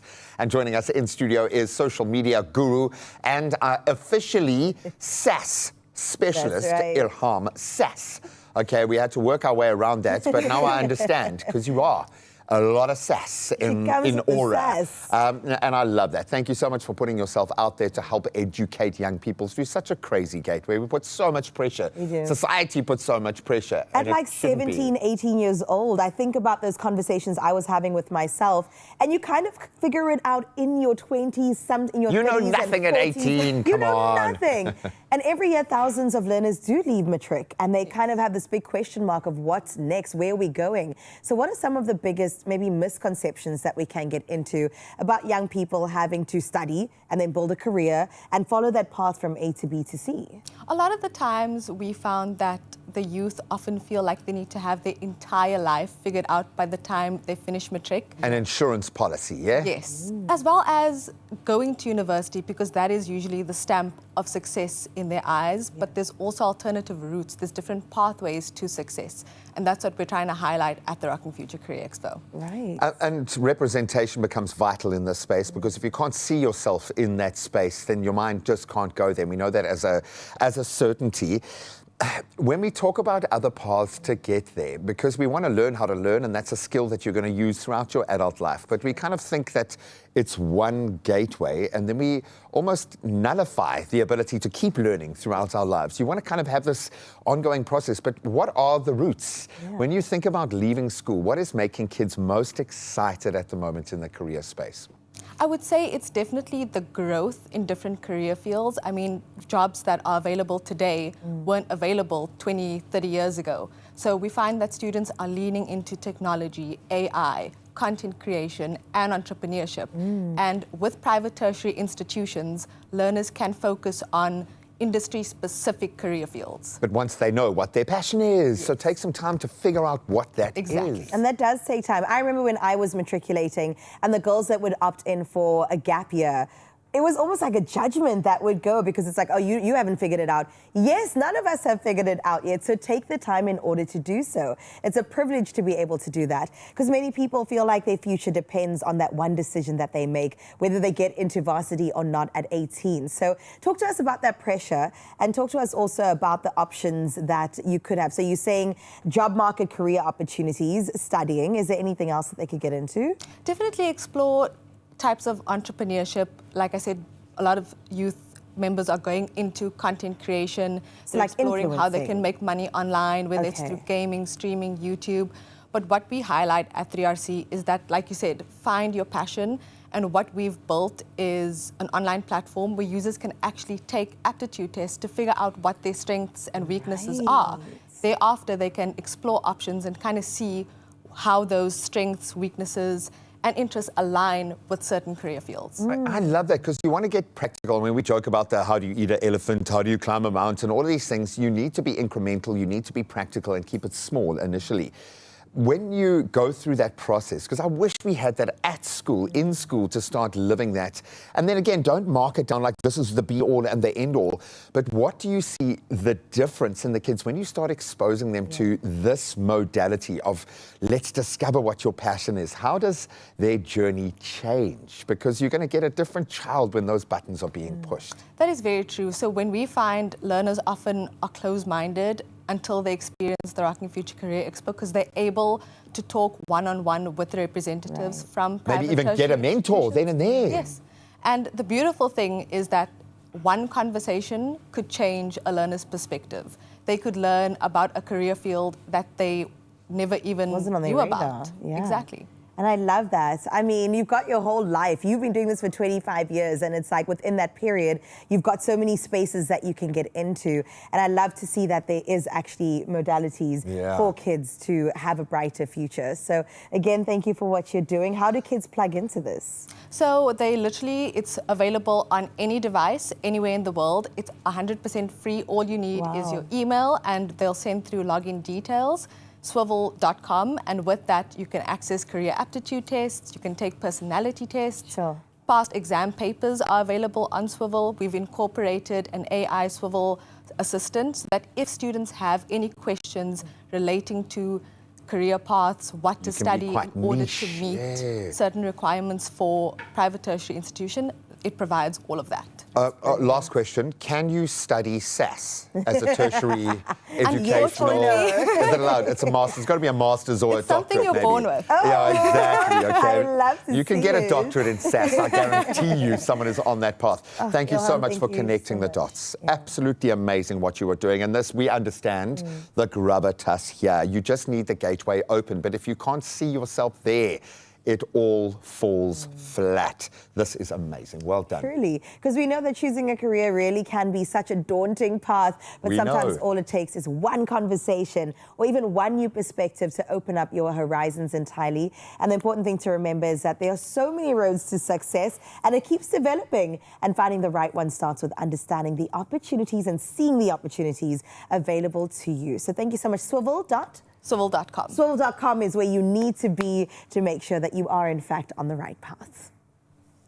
All right, coming up on your Feel Good Breakfast show, on the other side of this break, we are going to hone in on the young women of South Africa, especially with what Dove's doing between 14 and 17 years, and especially commentating in the soccer realm. Because sport absolutely rocks, okay? Now, I think that is where women at the moment are making their mark. Just follow our Proteas ladies as they take on the T20 World Cup right now. And Banyana obviously had a tough draw against Japan, so we're going to leave them out of the conversation. No, they are always there to deliver for us. So we're going to step up and hopefully deliver in the kitchen for you guys this morning. Mixed feelings about a burrito soup. I don't know. Well, it's on TikTok, so we've got to try it. We'll see you now.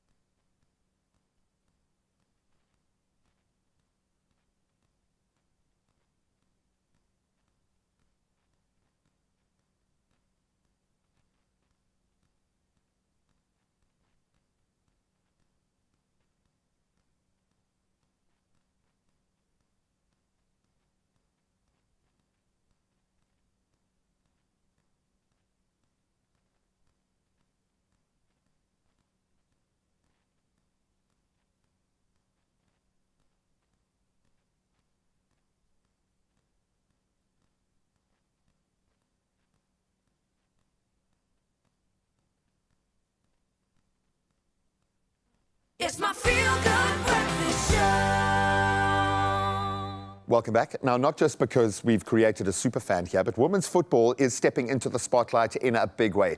It's inspiring a new generation of girl warriors to do the same. It's true, but the benefits of sport extend far beyond the final score. Through Dove's Girls Talk achievement, or movement rather, Karishma spent the day with the Generation Sandown Real Madrid Foundation girls team, taking part in training sessions, fun challenges, and team building moments to discover just how the game is helping young women grow in their confidence and find their voice and believe in their potential. Brilliant. Ooh, let's take a look. The energy on this field is unreal. With women's football growing around the world, these Real Madrid Foundation players are proving exactly why all eyes are on the game. Today we are in their world to witness the pace and passion it takes to own your voice on and off the pitch. Candice, what have you seen soccer do for the confidence of young girls? So what I've seen personally is there'll be a shy and a quiet or soft-spoken girl in the classroom, and then as soon as she's playing soccer with us, you see this girl shine on the field. So for the young girl out there questioning whether she belongs here or not, I feel everybody belongs here, and you have to start somewhere. So I think that we all, even the professionals, they also thought to themselves, do I belong? Should I go? So you have to start somewhere, and I think that they should come join us, come to a practice, come watch a game, because this is where you'll find your forever family, your forever friends, you'll find your tribe. What is it like being a part of a club as iconic as Real Madrid? I think it's really nice to be a part of a team as good as Real Madrid, because they're also welcoming, and we love the way that they're very inclusive with students, and they don't just go based off how well you play during, let's say, your first practice. They really do see the potential. Why is it important to keep girls in sport? As many years ago, many girls weren't even allowed to play girls soccer, so obviously this is a great opportunity for me to be able to aspire and be what many girls back in the day didn't get. People out there saying, oh, girls can't play sports, girls can't do this. It's important to keep us motivated to know what we can actually do and achieve. I think it's changed the way I see my body and strength by overall strengthening me as a person, disciplined. The mindset needs to be strong. It's definitely taught me that I can be a lot more fitter than I actually thought I could be. It's great to feel like I could definitely beat some of the boys in a bit of running and exercise. I've definitely become a lot more stronger. I love sharing the field with so many of my teammates, especially because when I first joined Madrid Soccer, I was really nervous, I was scared, but the players in Real Madrid, they're really so welcoming and so kind. Okay, so the girls are going to teach me some real football lingo, along with the action behind it, and then I am going to give it a try. Okay, coach, so what is a nutmeg? Okay, a nutmeg is when the ball passes through your legs. Okay. And you usually feel it deep down in your soul.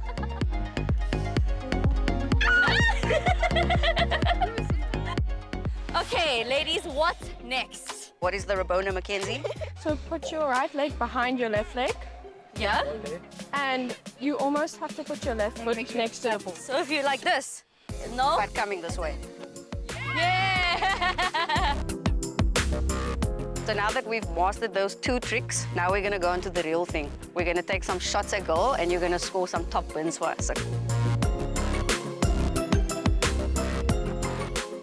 We've got really great coaches. Candice is practically like my best friend. She really connects with the players, and if we have a suggestion or an idea, she really does take it into account. All the coaches, they really pour their hearts and soul into most of the sports and generations, and you can just feel the love when you're playing because they do try and help and they want the best for you. Today definitely gave me a bigger appreciation for the game. I've loved soccer for a really long time, but being here today on this field with these girls, seeing how much they love the game, how passionate and dedicated they are, really filled my heart with so much joy. I feel so inspired. I feel like I want to put on my soccer boots and go play a game of soccer after this. And I really hope that we see some of these young women here on the big stage very soon. From learning football football tricks to being inspired by every single young lady on the pitch. Dove's Girl Talk is all about making young women feel seen and heard and confident enough to back themselves on and off the pitch. Dove, sponsor of the FIFA World Cup 2026, is looking for the next female voice in sports. Discover more at dove.com/ZA. And just to give you a little indication, you might remember, just in terms of the power of female sport and the South African connection. So ahead of the last FIFA World Cup, the Women's World Cup, a small matter of the cricketing T20 World Cup happened in South Africa. After that, there was an 800% increase in all women's sport consumption on TV because of our girls and what we are capable of achieving. I love that. So please drive this message wherever you can. And remember, there is still time for yourself to enter the Dove Girl Talk competition. If you're a girl between the age of 14 and 17 and you have a passion for sport like we do, simply record a very short sports commentary video, then email it to dovegirltalk@unilever.com. And you could stand a chance to win an incredible sports broadcasting opportunity, the mentorship that comes with it from leading female sports commentators, and some amazing Dove hampers for your entire family. Those entries close on this Friday, that's the 11th of June. But you can find all the T's and C's that apply on Dove's website. Good luck.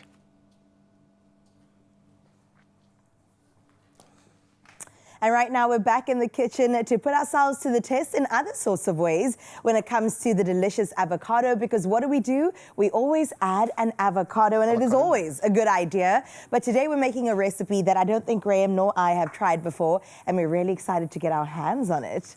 So we all know how easy it is to whip up a good guacamole, a few avos, some seasoning, your favorite toppings, as well as a squeeze of lime, and you've got the ultimate match day snack. Now, as South Africa gears up for their match against Mexico, we're taking some Mexican-inspired flavors and turning them into something a little heartier with this Mexican burrito soup. Because when football is the exciting round, the food should also be too. Now, we have, of course, done the... Do you like how long my wooden spoons? I was able to not break your shot and actually come and spoon in here. So excuse the random wooden spoon drifting around. We've been using the Haas, the dark-skinned avocados, but today we're using the green skin. Love it. A little bit thinner skin, creamier. Yeah, I was going to say, for me, it's kind of slightly more buttery, a little less earthy. I love them both, absolutely. So good. I say that like I can tell the difference. If you had to have two different versions of avocado chopped up and eat it, I would not be able to tell the difference. We love an avocado is what we're saying. City. Okay, that looks great. All right, onions getting sauteed. Now we're going to start building the base of our soup. So let's go with some peppers. You can use your favorite. And we've established, Shawnee, our cameraman, established for us in our little brains that green is the more unripened. And then you go through the red and the yellow as the pepper ripens and obviously tastes a lot better. Don't be using green peppers, yo. Green peppers on tuna, it's the best. True, actually. With tuna, it's the only one. Do you think coriander might be the thing with tuna? Maybe that's what I've got to try, that modality. That's garlic. Maybe, never tried it. That's some garlic. Then we're going to go in with our spices. We've got cumin and paprika because, of course, we're going Mexican flavors. So and it is, I mean, as much as we talk about themes and leaning into flavor palettes and generally to cook in a different modality just requires one or two spices. Yeah, and you will taste the flavor difference. So crazy how different it is. Even put more oil, but I know we're not making a stew, we're making a soup, so not too much oil, hey? Not too much oil, but I'm going to go in with lots of stock for the flavor. Oh, just smell the toastiness of those spices now, hey?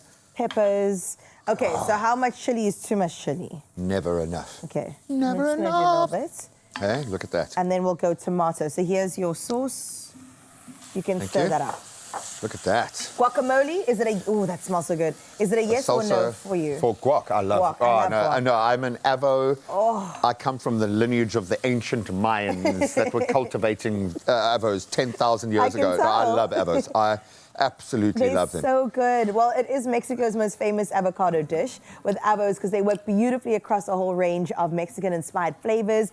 And this burrito soup definitely is a great carrier of it. So you can slice up your avo or make a guac and put like a, what do you say, a dollop. Oh, yeah. Do you know what I did the other day, quite by mistake? I sliced it, not all the way through, and then pressed it down, and it made like a little fan. And I did that with sesame seed encrusted trout, not salmon, because nobody buying salmon now. Come on, and I made my own dressing with the coconut water. Oh my I mean, gosh. just insane. All I You're needed a was chef for real. just a little bit of garlic, a little bit of ginger, and suddenly it's And an Asian-inspired meal. That's what I'm saying, and some sesame seeds around the base. Ginger goes a long way. It was beautiful, and a little bit of soy sauce, obviously, for the salt. So lean into the flavor profile and discover what makes it what it is. What's its 100%. DNA? A bit of cumin, a bit of chili. Jinx. My daughter started playing, and I'm trying to teach her like the power of commitment. She must know. This is where you learn. And I don't even know if she knows my name. I think I'm just dad. You know? Isn't it weird when your child says, well, you wouldn't know this, but when your child calls you by your name, it's a very, very strange thing. No, I say this because we were given as a great safety tip when your children are potentially in a very crowded place, not to scream mom or dad, because it's there's to so scream many. your name. But then when we practice in the car, it just freaked me out too much to hear my children. Graham Richards, where are you? It's just crazy, man. You feel like you're in more But trouble. we digress. So as we have gone off on our tangent, we have just quietly thrown in chicken. Oh, chicken to cook along with that. Because you would have chicken in a burrito, right? As well as a little bit of lime, because you need to cut through the rich flavors. I feel like And then you can dish up. sweet corn would have been a great addition to charred this. sweet corn. Hey? Fatima was Come plugging us into on. that earlier. Oh, wow. And there are some fatty components in there. You can see from the marbling. Wow. Isn't that good? We didn't hold back on the chicken either. Okay, so while you dish that up, I'm going to go ahead and slice up You gave me a very interesting bowl for our soup here. I don't want to lose the integrity of the avo. I'm going to slice it up. Thank you for saying that. Treat your avo with kid gloves and don't be out there messing with the integrity of avos that you haven't bought yet by squeezing them in the shop. That's a lesson I learned on the show. Oh, really? I apologize to all the squeeze avos. You haven't met a Karen in a shop who's judged you clearly enough. From doing Wow, that. this Okay, looks I'm going to lovely. let you gonna decorate. swap I'm going to around add here. some salt and pepper. And of course, alongside the usual match day classics that we're getting into, why not add an avo? South African avos are the perfect halftime hero. Fresh, as you can tell, delicious, packed with goodness without feeling over the top indulgent. And avos are incredibly versatile, from loaded guac, crunchy avo toast, it's my favorite, biltong and avo skewers, or even spicy avo salsa. There are endless ways to serve up snacks. And of course, in Mzansi style, like Graham has just done. Football season 11 June is when it goes down. No better excuse to have side I've got avo fingers, so just throw our little crispy bits in. Because you've got to have textural elements. And that's our wrap. Hey, that would have gone around the burrito. You slice it up, you air fry it, or you actually pan fry it, and then we're done. Honestly, I think TikTok missed a beat here. I think some charred sweet corn or corn would elevate this. It looks amazing. Are we going to have a taste? Let's have a taste. I'm going to grab you a spoon as well. Rinsing my hands for and 2 adding seconds. an avo really just made all the difference there. Okay, bye, donkey. Let's try it with the avocado too. Yeah, you got to. Okay. Cheers. Ching, ching. I was skeptical to see how it would come together. That's a 10 out of 10.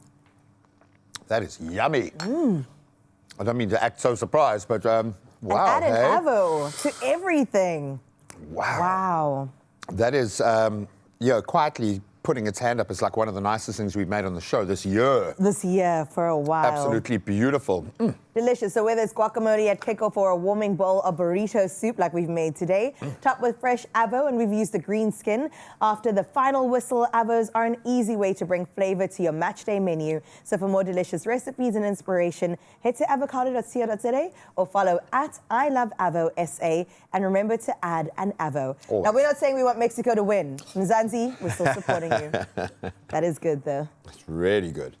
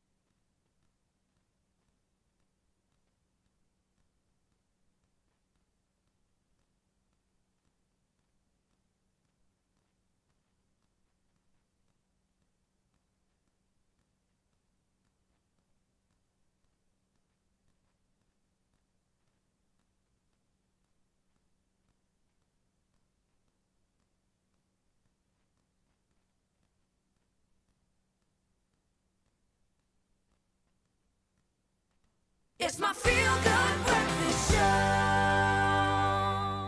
Well, just a minute over 8 o'clock. Welcome back to your Feel Good Breakfast Show. You've come just in time for a final update on your national and your international news headlines.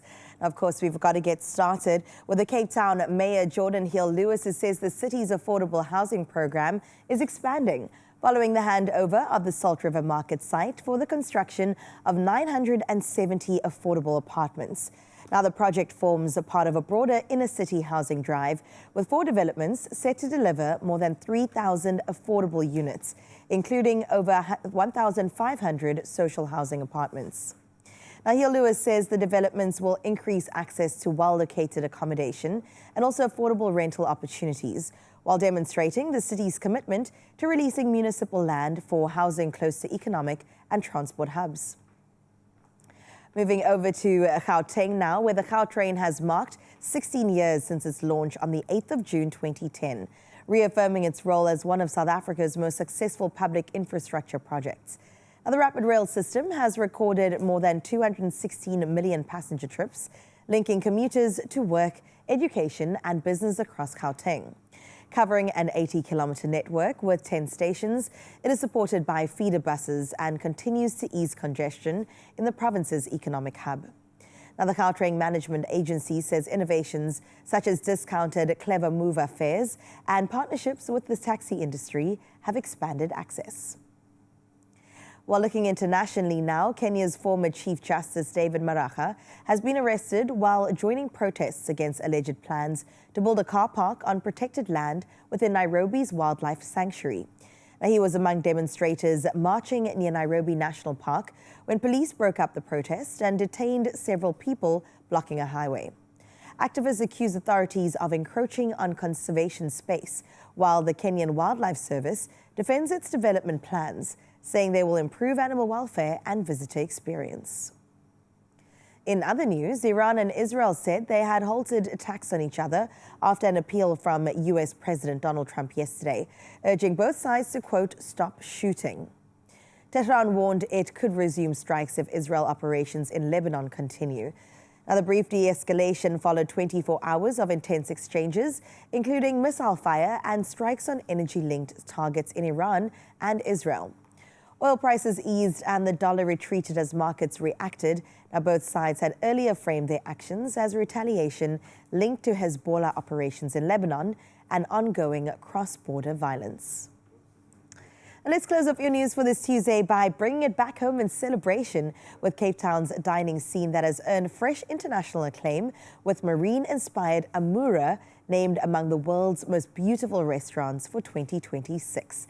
Now, the recognition, announced by the Prix Versailles at UNESCO, places the Mount Nelson venue among just 16 restaurants worldwide and the only South African entry. Celebrating design, culture and sustainability, the awards highlight spaces where architecture and dining merge seamlessly.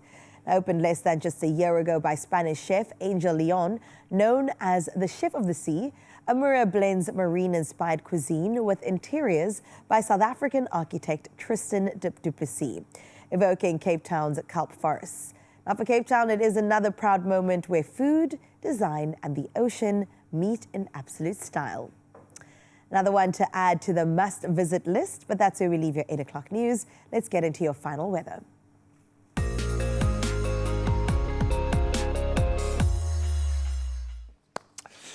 Thank you so much, my friend. Let's start our weather trip up in Polokwane. Good morning to you. Up north, your Tuesday kicks off under mostly sunny skies today. Temperatures rising from a low of 9 degrees to a beautiful 28 as your high. Partly cloudy conditions are going to stick around over the next 2 days. Temperatures ranging between 7 and 24 degrees. And it's going to stay pretty moderate as we progress. In fact, it might even push into the upper 20s. Those lows getting pretty low as well. So button down the hatches. Klerksdorp, you're our next stop today. Brings you partly cloudy skies above. Temperatures beginning at a low of 3, but they will go up to a balmy 24 degrees. Then the rest of your week brings you mostly sunful days with a few passing clouds. And your temperature highs peaking at 26 degrees at some points. Pretty moderate week as well. to our capital we go. Pretoria, you're going to look up to beautiful sunny skies today. Temperatures ranging between a low of 8 and a high of 24 degrees. Then in the days ahead, expect sunny skies with daytime highs moving into the low 20s. And that's reaching those mid-20s by Friday ahead of the new weekend. Josie, good morning to you. You've got mostly sunny conditions expected throughout your day. Temperatures do start at a brisk 6 degrees, rising to 22 degrees as your high. Then tomorrow you've got bright sunny skies and temperatures rising from a chilly 6 to a high of 19 degrees, and it kind of stays in the upper teens to low 20s over the rest of the week. Mbombela, your skies will remain partly cloudy for most of the day. Temperatures start at 12 degrees, warming to 23 for your Tuesday. Then the days ahead bring bright sunny skies, albeit with a few lingering clouds. Your temperatures peaking at 28 degrees come the new weekend. Bloemfontein, you're up next, and your day brings you mostly cloudy skies above. Temperatures will rise from a rather chilly 3 degrees to a high of 21. And then tomorrow, sunny skies dominating with a little bit of cloud cover gradually moving in as temperatures rise from a low of 3 to set at 20 degrees, and we stay in the lower 20s throughout, with those lows dropping quite low as well. Richards Bay, good morning to you. Today will be mostly sunny with a few lingering clouds here and there. Temperatures ranging between 14 and a warm 23 degrees for your Tuesday. And looking ahead, sunny skies dominating your week with temperatures peaking in the mid-20s throughout. We'll have to wait for the weekend for the rain to kick back in. Down in Durbs, our playground, you can expect fairly plenty of sunshine actually throughout the day. Temperatures ranging from a low of 13 to a high of 23. Then looking into the week ahead, sunny skies taking center stage. You've got some cloud cover expected to increase from Friday, though, with rain kicking in over the weekend. Mthatha, your day remains pleasant with partly cloudy skies. Temperatures climbing from a cold 8 to set at 19 degrees today. Then looking ahead, your week ushers in mostly sunny conditions with some partly cloudy bits and bobs there. Tomorrow's temperatures sitting between a low of 7 and a high of 23 degrees. And that's how it stays. Mkuba, formerly Craddock, you can expect a mix of sun and cloud throughout the day today. Temperatures moving between a very cold 3 degrees and a high of only 19 today. Then cloudy and humid conditions expected throughout the rest of the week. Your temperatures tomorrow ranging between 6 and 21 degrees. Kogompo City, formerly known as East London. Your day is going to unfold under mostly cloudy skies. Temperatures sitting between a low of 12 and a high of 21 degrees as a result. And as we throw it forward, tomorrow will be the last clear day you have before cloudier conditions do move in, with temperatures ranging between 14 and 23. Mostly cloudy skies on the cards for you today.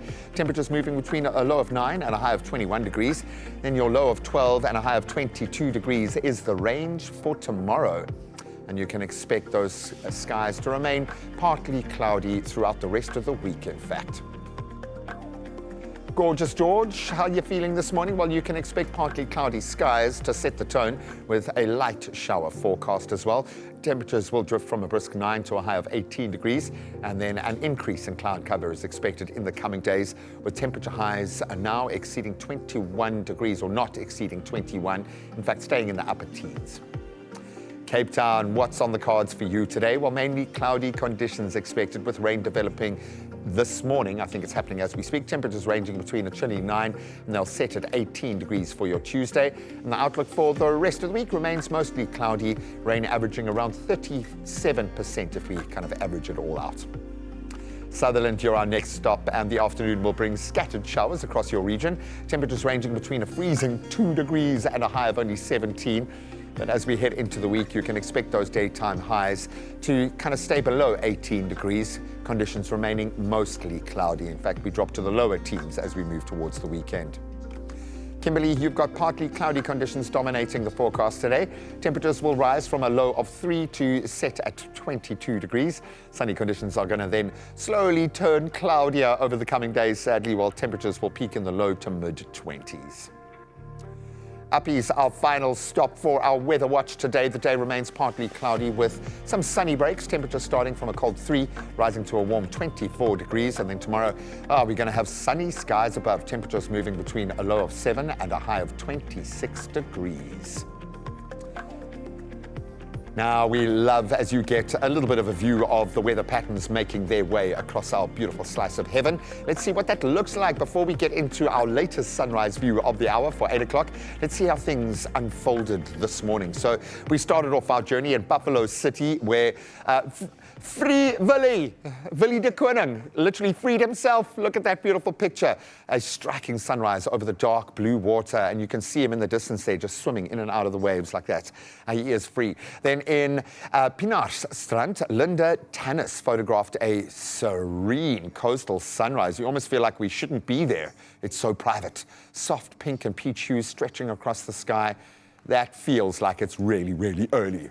Beautiful. Thank you for that one. And then finally, our sunrise view for this hour comes from the OG of the OGs, Mervyn Fenner from PMB, baby. Oh, man, this guy's up early. He captured a lovely, crisp winter morning with soft pink clouds framing a misty field. I can remember waking up in the Midlands to those mornings at boarding school, feeling what that feels like. You've nailed it. Well done. If you think you can beat any of them, good luck. Prove it. 063-036-9649 is the number to use. Now, I am feeling inspired. I think you all know, obviously, growing up in a girl family and being surrounded by these just unbelievable women in my life, being a girl dad, being a husband. I just love it when we tap into young girls doing amazing things, and this show has been that. Absolutely, and we're going to definitely delve into that in just a little bit, as we have a whole bunch of young women standing on by to represent what the future of South Africa looks like. But let's talk about today for a moment, and the fact that ABSA is doing their part in letting us know how our story really matters. All right, so twice I have been scammed in the last month. Well, I've actually been saved from being scammed, but I've been caught out because I wasn't aware. Sure. And even being educated and feeling like I'm giving myself the tools, it is a daily update. And I think most importantly, we need to share this information amongst ourselves. I mean, we really do. They've done so well in sounding like professionals that right now we have to, of course, keep our ears peaked. Over the past few months, ABSA has helped sharpen our scam spotting skills through the Protect Your Money, Protect Your Story campaign, equipping us with the knowledge to spot the signs, stay alert, and protect our money, and of course, protect our stories. Because the two are interwoven, and now we're going to bring it all together by revisiting some of the biggest digital threats, some of our take-homes, so that we can all stay one step ahead. Now, I didn't know that scammers could call us pretending to be our own bank and sound completely legitimate. Just like the messages look real, this happens. And I've actually engaged in a telephone. I knew what was going on. Right. And I was trying to catch him out. I was playing that game, and this guy was so switched. I felt like saying, like, just go and do this legitimately in the real world. You're actually, really gifted at doing this. I don't know why I'm heaping praise on these absolutely No, I've had it too, but with a woman. But and the difference with a woman is, I don't know about other people, but I immediately trust you already. Yeah, oh, for sure. And I was like, okay, what do you, but why do you need, but why? And it's the urgency that we keep saying, the urgency at which you needed this information. And it kind of feels like they're doing the urgencies on your behalf. So if you don't do this, then you're going to lose out. And so I just took my time. I said, call me tomorrow. Call me the next day. Eventually, she just gave up. And the funny thing is, phone your actual bank. I phoned, like, Fairfair is the closest banker that I have to me. And when I phone her, she's slow. Yeah. There was no urgency. There was no panic. She's just chill with me because she knows I move at like 1.5 speed. But the bottom line is they sound exactly the same. So when we talk about vishing scams, they involve fraudsters impersonating bank officials or maybe even fraud departments over the phone. They've got all the language, the lingo down. They sound professional. They sound very convincing. And then you've got your own bias that gets confirmed immediately, often claiming that there is suspicious activity on your account that pushes an anxiety button immediately, like, oh, okay, it must be true. Especially when it comes to my money. Now, the goal of that, of course, is to trick us into revealing sensitive information, your OTPs, your PINs, or even your passwords in real time. Next thing, your money's drained. Oh, man, and this is whether it's via a phone call, whether it's via a message. If it looks too good to be true, if it looks too kind of driven, or if there's just too much anxiety around it, there is a reason why. So please take a step back. And staying one step ahead of scammers starts with those small actions and just having the conversation. They say, talking like this, Yeah. 95% safer, just by having this conversation. We're already there. Yeah, 100%. So you got to spot the signs, you got to stay alert and share what you know with your friends and family. Don't gatekeep the information. And if in doubt, of course, you can go ahead and contact ABSA on the number 0860 557 557 or visit absa.africa for more safety tips. Why, Graham? Because you've got to protect your money, protect your story. Let's see if we can do this even more so through ABSA's Protect Your Money, Protect Your Story campaign. We have learned a lot. We've learned how to spot scams before they spot us, and now we could be rewarded, or at least you guys can. I don't think we're allowed. No, we're not, but you can stand the chance to win one of 5 2,000 Rand cash prizes. Simply hop onto our socials right now, reply to the competition post and tell us why you would trust ABSA for secure banking. And don't forget to tag a friend. Share the post, of course, and use hashtag protect your story and hashtag your story matters. And that comp closes this Friday. That's the 12th of June. It's a great prize. So we're going to get a lot of entries, make yours amazing. And of course, you can track those T's and C's that do apply. But most importantly, protect your money, protect your story.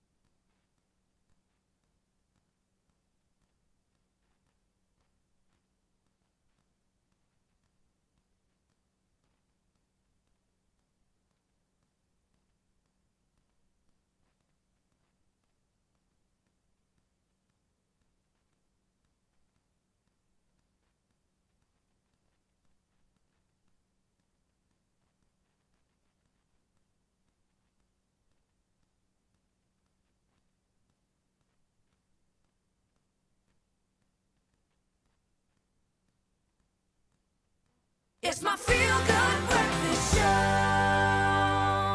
Welcome back, Expresso fam. We are so thrilled to have you, but also to welcome a captivating local vocal powerhouse to the couch. We've got Kim Fenty back, a Malmesbury-born Tygerberg Children's Choir alumni who has honed her craft across stages worldwide. Now she's bringing her soulful R&B and jazz-infused grooves to the forefront. Graham, she's got a new EP. It's called The Oracle. Wow, that's dramatic. Kim, can we give her a round of applause? We've been listening to her sound check. I mean, look at the artwork, girl. I mean, there's a lot that we want to catch up on. When you see the artwork, when you see that come to bear, because obviously it's a long journey for you, how cool does that feel in these moments? Sometimes it feels surreal. Yeah. Like, because the creative process takes long, you know, post-production takes long, and then to finally have the product and have it out there for people to listen to. Now it's living, yeah. So good. And the people are listening, and the people are loving. But I love the fact that we know you for your sound, and it is so evident and so beautiful. Jazz, soul, R&B, bringing it all together. With the Oracle, does it build on that, or is it a bit different? It does. It leans more towards R&B, but I am super influenced by jazz musicians. So I think in my music there'll always be that kind of jazz sound.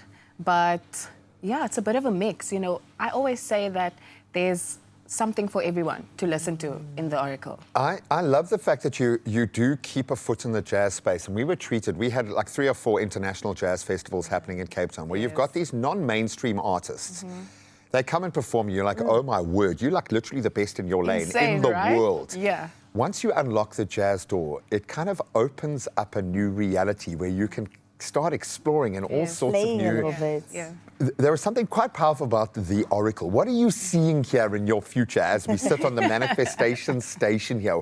What does this say about where you are as an artist? Because we've been through some crazy years, yo. Yeah. The Oracle really for me, I named it the Oracle because I felt like when I was making the music and to like where I am now, like with the release date, I'm such a different person.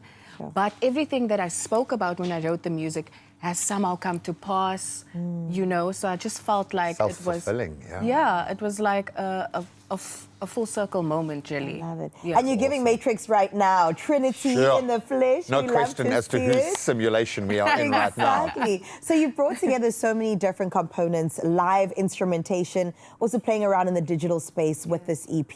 So can you talk to us about that balance that you struck? Yeah, and this was my first project where I really wanted to balance like digital creation with the live musicians.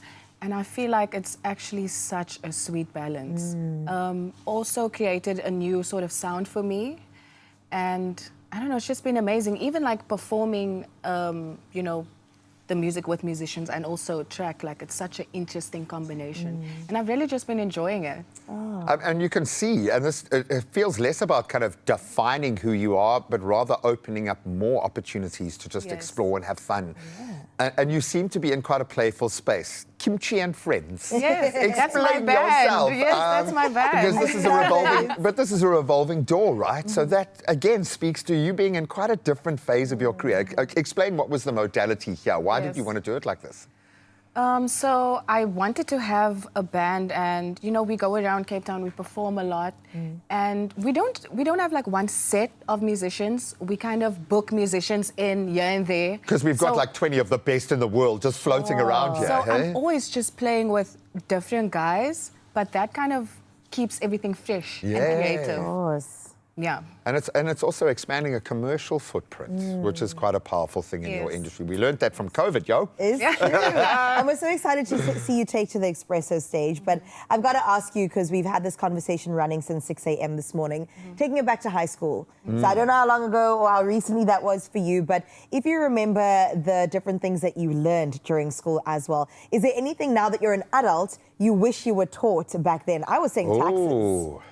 I think music management. For me personally, it would probably be the business of music. For sure. Yeah, because as musicians, we are, I think, effortlessly creative. Yeah. So maybe just to have a little bit more of the business knowledge, that would have helped me a lot. And believe it or not, I mean, it's taken me all of nearly 50 years to learn this, but the same creativity can be applied in business and in financial spaces, but you just need the right person ushering you, guiding you through that. Correct. And I think that's why having the mentor element within music is so important. And you look at what the South African artists have been doing over the last 4 or 5 years to make sure that everyone comes up together, it rests on that. It's a collective effort. Completely. That's why you have a band Yes. that everyone is a part of. Okay, can I play a rice shaker on Kimchi and Friends? You know, please? maybe triangle. like a...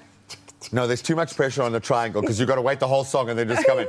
Ding, and I would reckon. It has to be on time. Exactly. I'm not that person. I'll be in the back with a bag of Kim, thanks rice. for joining us again today. We're so excited. Congratulations. Your friends of Kimchi and Friends are already starting to set up. We're excited for you to join us as well. And please stream that EP. It's called The Oracle, available right now on all digital platforms. And for updates on her shows and everything about Kim, of course, you can check out her Instagram. And she's got some great content to take in as well on the peripheral. A taste of Kim Fenty's unique jazz-inspired new creation that she has released into the world is coming your way in just a moment. You can go online right now and show us some love.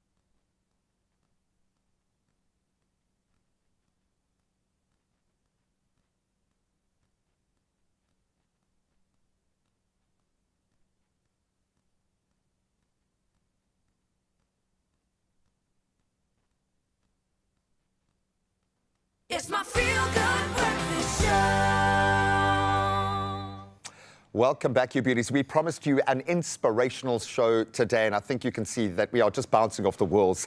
The potential that we have unlocked this morning has been mind-blowing. Now, in a world of endless scrolling, small screens, 4 young girls from Cape Town are proving that a love of reading can still open incredible doors, not just for the long-term future, but right now. Michaela, Lucy, Kate, and Emily are South Africa's Kids Lit Quiz champions, the biggest brains in the land, and they are now preparing to represent the country next to all the other big brains across the world at the World Championships in New Zealand. So can we please give them a massive round of applause? Yes. You're allowed to applaud for yourselves, guys. You have to. And we are joined by them now, and Katrina, their teacher, who seems the most excited out of all of you. Okay, not just a trip to New Zealand, She's yo. very proud. I can imagine, but this is kind of in the DNA of your school, and I understand that we've done a deep dive into the culture and why you guys stand out in that space. But let's talk about reading. Michaela, why reading? What got you into the love of reading, and why has this become such a passion? So basically, reading became a passion for all of us, but especially for me, it became a passion because I was just so bored when I got home because I had no homework or anything to do. You were just ahead of the curve, okay? Yeah, so my mom gave me a book, and it was Matilda, one of my very first no-colour books. So I decided to read that, and I actually got into the passion of reading, and I haven't put down a single book for less than 20 minutes. Do you have a book overlap? Do you ever not finish one and then have another while you're busy? Well, currently at the moment, I am finishing 5 books at once. Yeah, you strike me as like a 5-booker. Okay, it's all right. We're going to be humble today. I get that. Lucy, congratulations. Thank you. When these moments happen, because this has obviously been quite a crazy organic journey to get to this point, now it's legitimized in a national championships and you guys go out and win it. Talk us through how the competition actually works. So, Lit Quiz is all about books, but you aren't given the set list of books. They just say, okay, show up, you have the questions. All the books. We are just the ones who are most likely to know the answers. Oh, wow. But for nationals, it's like a positive negative system. You get something wrong, minus a point. You get something right, plus 2 points.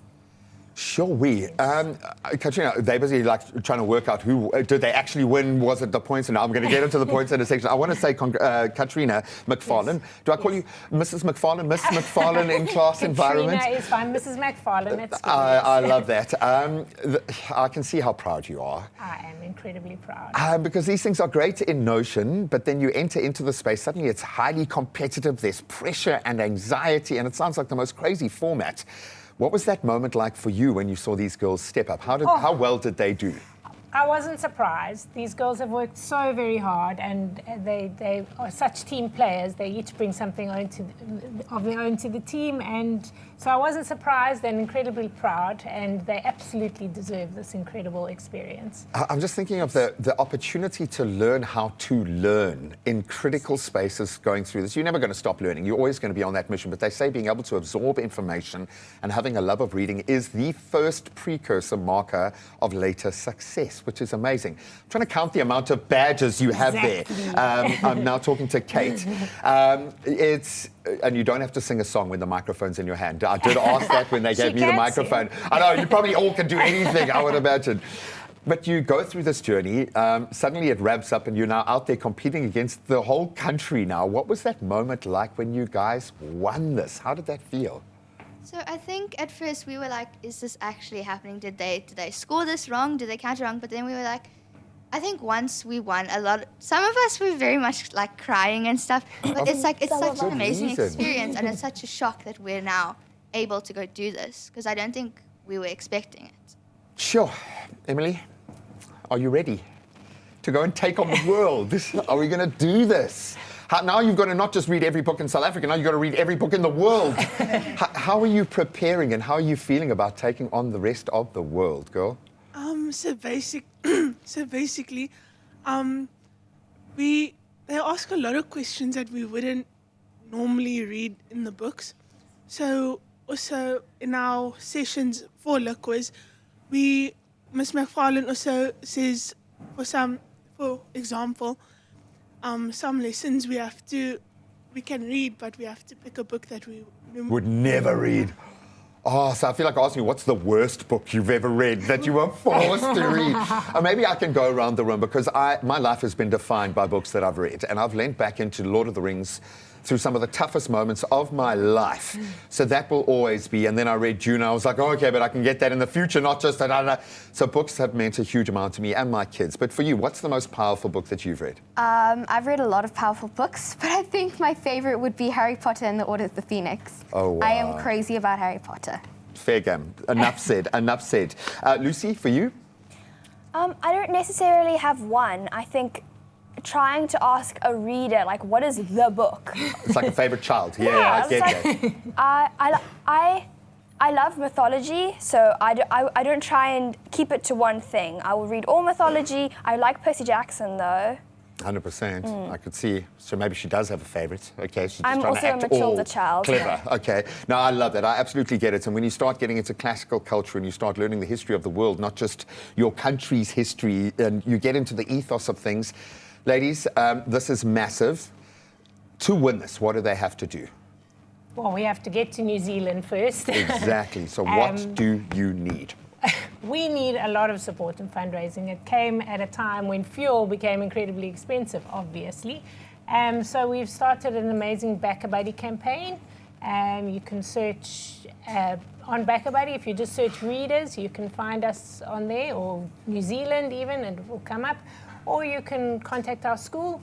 And we can give you more information. But support is what we need. 100%, and we can see from our side, because we obviously get a limited engagement, we get this wonderful window where we can see the ripple effect of what you guys are doing. It might feel like one moment in time for you, but this is going to matter to all parents trying to read to their children. This is going to matter to all teachers trying to instill a culture of learning beyond just the prescribed and what's there, but it's going to open your futures up in the most amazing ways. So go and win this thing. Come on. Yay. It's our year. No, just go and enjoy it. Just enjoy it, but we've got to get them there first. Backer Buddy is where you can find the platform.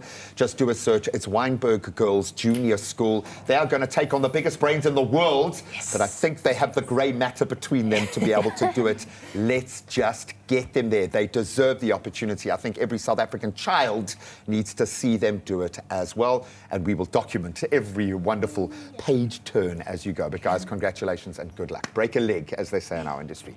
Thank you so much. Thank you. Well, in fact, we've got the perfect send-off song as well in preparation for the goodness that is coming your way. Her name is Kim Fenty, and she's about to give us an exciting performance. We've been waiting for this moment straight off her latest EP called The Oracle. Here she is, Kimchi and Friends with New Direction.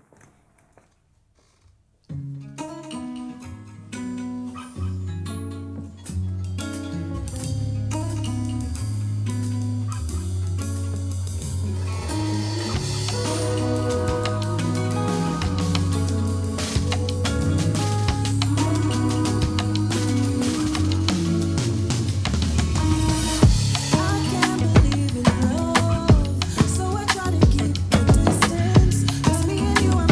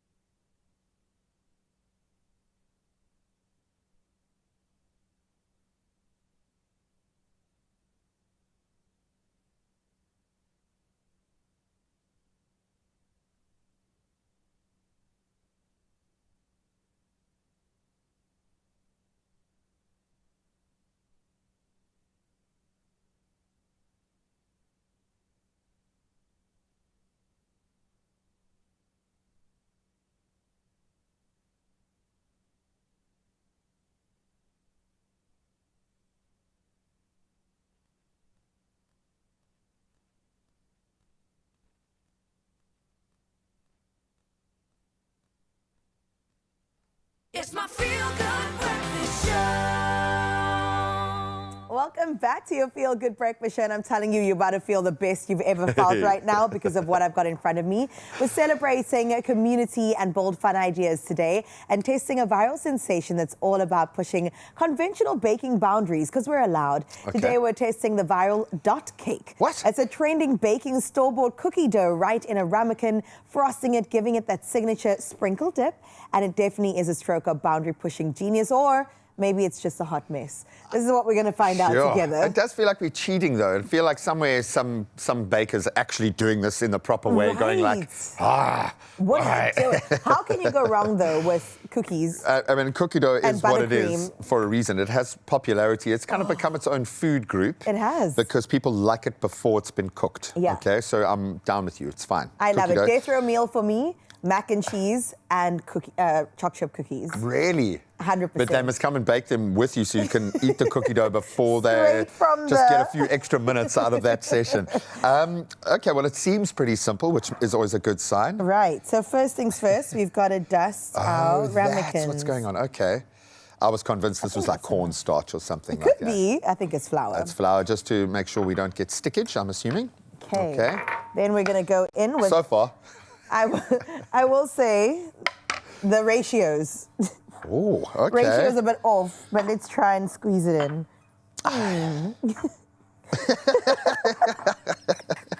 But no, I'm going all in. Mine was perfect. Okay, I'm going to take I think some... Orky loves me more than he loves you. I'm going to take some and make that for Lucian later. Okay. Oh, I'm just going ultra compression. Okay. That looks cool. So yours is quite low. Yeah. Mine is quite high. So I'm going to take a little bit out. At the end of the day, it needs to be like that. That's why I'm just trying to judge it from the end result. This is also good for building fine motor skills. Right. Okay, if you are. And when it bakes, I think it rises a little bit, or what? It's going to be spectacular either way. I'm quite excited about this outcome. And then you get to make a whole lot of extra ones. Exactly. Okay. So then That goes in the oven, and we bake that off. You are so quick and courageous in the kitchen, eh? You just fling things around. It's very exciting to cook You can't go next to slow you, and eh? steady. Okay, that feels great, and it's bouncy. Then you get your cookie, and then you put buttercream on top, which is actually butter, vanilla essence, and icing sugar. So very indulgent. Are you a buttercream icing kind of a person, or the glazed kind of icing? I love a buttercream. Really? I love creamy things. Okay. Fatty thing. What does Raul call them? Fat products. Just fat. Fat. It's fine, you can call it fatty fats. I Butter, quite enjoy the fatty avocado, fats. cheese, as opposed to nuts. those skinny fats that really have no place in the world. Exactly. I don't know why I'm doing you a have to design, go, you actually have to but go all the way to the top. okay. I just got tired. Ah. Jeez. Okay, but therein lies why maybe you want a slightly bigger cookie. Exactly. You're going to be don't using have, that's just going to be buttercream. Yeah, okay, I can understand why people are just loving this as a thing to eat, because I've heard that kids just love butter. Like they'll eat butter pasta, they'll eat butter on its own. you laugh, my son, and at least with a good quality butter that's not overloaded with other stuff or mixed with seed oils, it's a pretty good fat. My son will have a butter sandwich, that's it. And I keep trying to put other things, you just won't eat it. So I'm like, okay, so that's it. You just want the butter. Okay. Okay, then you're going to I've gone all in, flatten it. And this is where the dot cakeness comes in. Oh, you use the professional Well, you tool. say that, but thanks, Liv. There I you don't go. know why I'm still holding my pouch. And then of you things. got to, okay, I hope this is going to work. Let's gather some in the middle. You're going to have to put some even of the dots on there. Make it even. Yes. Believe it or not, I didn't even have enough in. This is turning out to be the best recipe But wait, ever. it's more. And that's it. And that's it. Okay. A dot cake. I still That's am actually a not lot of fun. entirely sure what it is that we've done differently to. Ta-da! That is perfect. Look at that. Can we do the test over the head? Do it. No, I'm not going to hold it. And then we've got to do the taste test. Okay. Let's see I was- about dot cakes. Of course, very resistant to do the taste test. Okay. It's just going to be buttercream. You're going to have to go right in. And there are people chuckling all over the studio here like we're about to do something embarrassing. I don't understand. My ratio is a little bit off. Good, look at that. That's wow. That's not a TV bite. I'm going to take a little Ching, ching.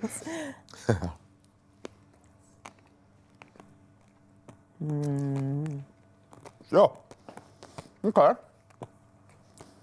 I would say you could probably share this with somebody. Or like 5 people with a big cake. Very rich. It's very delicious. It's great, man. It's everything that you think it's going to be. Exactly. So I'm going to give you that. A bit of the texture. You knew from the beginning this was going to be an immediate. I'm going to say success just Come because, I on. mean, I don't even know what we did here. You can't say no. I mean, we obviously just ignored our whole dopamine lesson thing yesterday. We just left that swiftly behind us. I'm not meant to have sugar. I don't think there's sugar in butter, though. Absolutely love it. You take your calories and you get out of here, girl. It's interesting. It's very, very sweet. Maybe we missed something that could have made it better. I don't know. But let us know. If you have done this, if you've tried it, and your result is spectacular, let us know. And on that note, in fact, if you've tracked anything in the online spaces, especially on TikTok, if it looks like a recipe that just doesn't make sense, maybe just doesn't stand up, too good to be true, let's prove it on the show. And then maybe it could be a success or hot mess. I was too shy to say this in front of Carissa. I actually think it's a bit of a hot mess. It's icing, man. It's icing. No, you can do it. Make it for yourself and let us know what you think. Okay, one more. Wahaha. It's so sweet. Grace, save some for the rest of us, why don't you? Okay, so let's focus on something really important. Earlier, if you remember, with the help of ABSA, we unpacked how fraudsters are becoming increasingly sophisticated in the digital age. There's no denying it, we face it today. Now we're meeting 2 young entrepreneurs who are fighting back with innovation. And that's the focus on today's show, Youth and Innovation. Now, as we celebrate Youth Month, Talia Pillay and Carla Wilby are proving that age is no barrier to solving real-world problems through Orca Fraud. They've developed technology that helps businesses detect and stop fraud in real time, earning recognition as one of Africa's fastest growing fintech success stories. So let's find out more about it. Welcome, ladies, and thanks for joining. Thank you so much for having us. So good to have you here, all set up already. We're about to get down to business today, but Talia, let's start with you, because I'm really curious what sparked your fascination in the space of people trying to commit fraud. No, that's a great question. So when I was younger, I wanted to be the Minister of Finance. Ooh. And not because I love finance, but just because I wanted to stop corruption. And then fast forward a few years, Carl and I both studied at UCT together over a decade ago. We're both doing engineering and like writing code and building cool stuff. We went our separate ways. I went into banking. We reunited at fintech. And what we saw firsthand was that fraud was evolving faster than ever. Sure. And your traditional systems just couldn't keep up. So Carl and I, when we build together, it feels like we can build anything. So we were like, let's make sure we build something that protects the financially vulnerable. I love that. More women in fintech. This is what we need going forward. Okay, so Orca Fraud kind of started in your living room, right? I mean, you just figuring things out before putting it out there into the world. So what keeps you going when it kind of felt difficult to take it from the living room into the real world? Yeah, so we have an office now, but in those early days, we were just building from my living room. Yeah. And it was really cute because, you know, we were just hacking and writing code together, and every Tuesday we'd do Soup Day Tuesday where we'd make soup. And when it's just the two of you, it is really hard to keep going. But I think one of my favorite things about Carla is she's like the most resilient person I know. For fun, she runs 100-kilometer trail races. So I mean, I love that for you. I love that for her. I can barely run 5. So it's really great to have a co-founder that like keeps you accountable and inspires you to be better. And I think at the end of the day, we always say pressure's a privilege, and like we've been given such a great opportunity, so it's really up to us to make the most of it. So we're really lucky to be able to do so. Stop, Talia, that's so sweet. But kind of let's get into it, because you've come with a live demonstration. I'm just seeing things happening in the background here as we're talking. What exactly are we going to do today in real time? Fraud is happening as we're talking right now. So what are we looking at, or what's happening? So over here, tell me if this gets too long. Over here, we're seeing transactions in real time being scanned by our system. So these red ones and orange ones are the most ones that are flagging things that we would consider suspicious. Okay. So there's machine learning and some AI involved. If you click on them, you can see the reasons why they've been flagged. This one's got some impossible travel, which means you've got a card in one location and suddenly it's being used in Lagos. That's a little bit suspicious. Okay. Sorry, its navigation is a little... Never mind the amount being spent in one specific place. So companies can use this to like really understand what is happening in their system and how it's being used for the vulnerabilities that are being exploited. Over here we can see the network of where money is moving, the devices that are using them, where they're suspicious, other payment details that are used on a device and where they're spent. So you can really start investigating syndicates and see where fraudulent funds are moving to. That's incredible. Yeah, so it's really useful to companies to be able to really understand how fraud is happening on their platforms. And it is happening. I think that's just the reality that all of us are facing. All the time. With the work of ABSA, we've just been trying to tackle it and remind people that Graham and I, we also get scammed, you know? So red flags, pay attention to them. So it's really easy to forget there's a real person behind a fraud attempt that happens day in and day out. What's the biggest lesson that you've learned about maybe human behavior when it comes to the fraud space? That we're all vulnerable. Yeah. You can do nothing wrong and fraud can happen to you. Your card could be stolen at any time. Maybe you put in payment details somewhere. Maybe you don't do anything wrong and somehow your card details are exposed. So taking measures to protect yourself, turning on bank notifications, making sure that you call your bank back if they try calling you, get a reference number and call them back.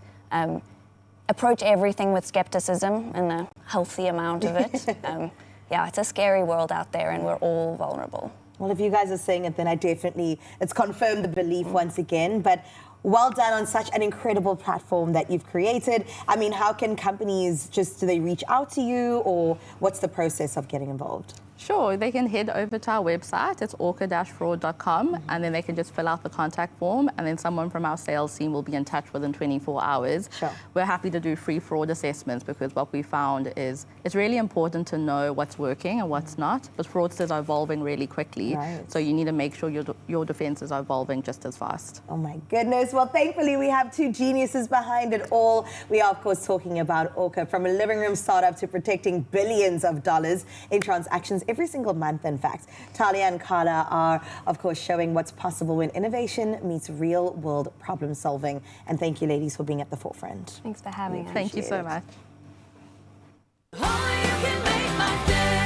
Think it's just another day? Well, not anymore, because I could be pulling up to your door next. Spin and win up to 20,000 Rand. Plus an extra 2,000 Rand if you have a World Sports Betting account, and another 2,000 Rand if you can hit a small dance challenge with me. To enter, all you have to do is head over to the competition post of Expresso's Facebook, X, and Instagram pages, and all you have to do is follow the prompts. And not signed up yet? Well, head to wsb.co.za, use the promo code THEBEAT50 to get a free 50 Rand sports bet. World Sports Betting, bet to the beat. I'll see you soon.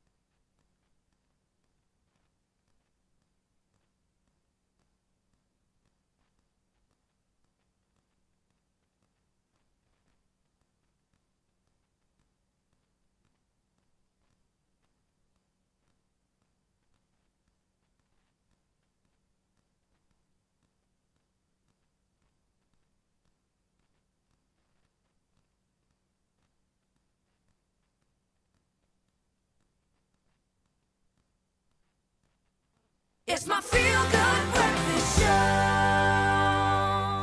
Amazing show. Thank you so much for joining us. Thank you for your input, and thank you to all the young girls who stood up today and just gave such a great account of themselves. And that's on behalf of all the other young women watching them. You were amazing today. Well done. I'm inspired, especially to take on this Tuesday. And one more cherry on top of our beautiful cake is Kim Fentiu standing by. Kimchi and friends, take it away with You Belong.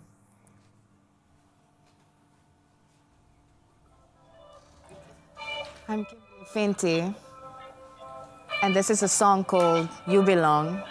And we are Kimchi and friends. Hope you guys enjoy.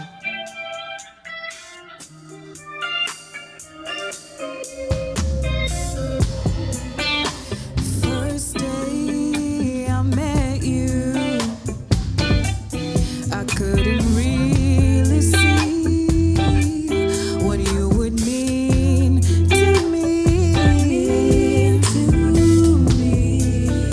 At first I didn't want your time, and I saw no rhythm or a rhyme or a reason to lower my guard.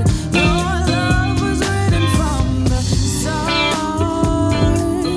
If only I could call you up and tell you I was wrong. Now I keep remembering the sunny days. Never knew that you would be the one to walk away. I can talk about it, baby, let's just take it slow. Maybe you're the one for me, I'm thinking you should know. Bumping into you the other day, I really froze. Flustered by your energy, I didn't want it to show. No, don't show. Oh no,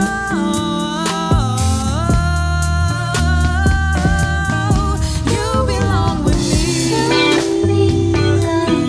Don't you disagree? Baby, can't you see? You belong with me. You belong with me. Don't you disagree? Baby, can't you see? You belong with me. I can't stop thinking about those times. I try to front, but I can't hide the way that I'm obsessing. I've been reminiscing. I can lie, I'm missing you. Try to reach out, but we don't speak. Another feel-good production.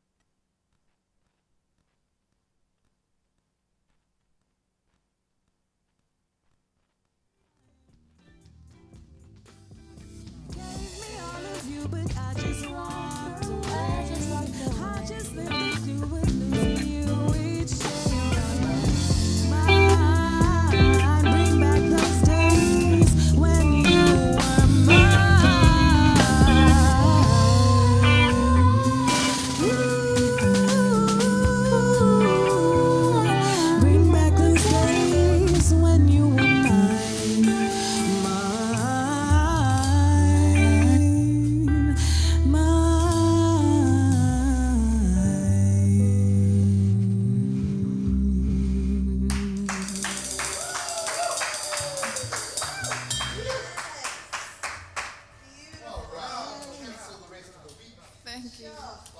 Oh my god. Yeah, man.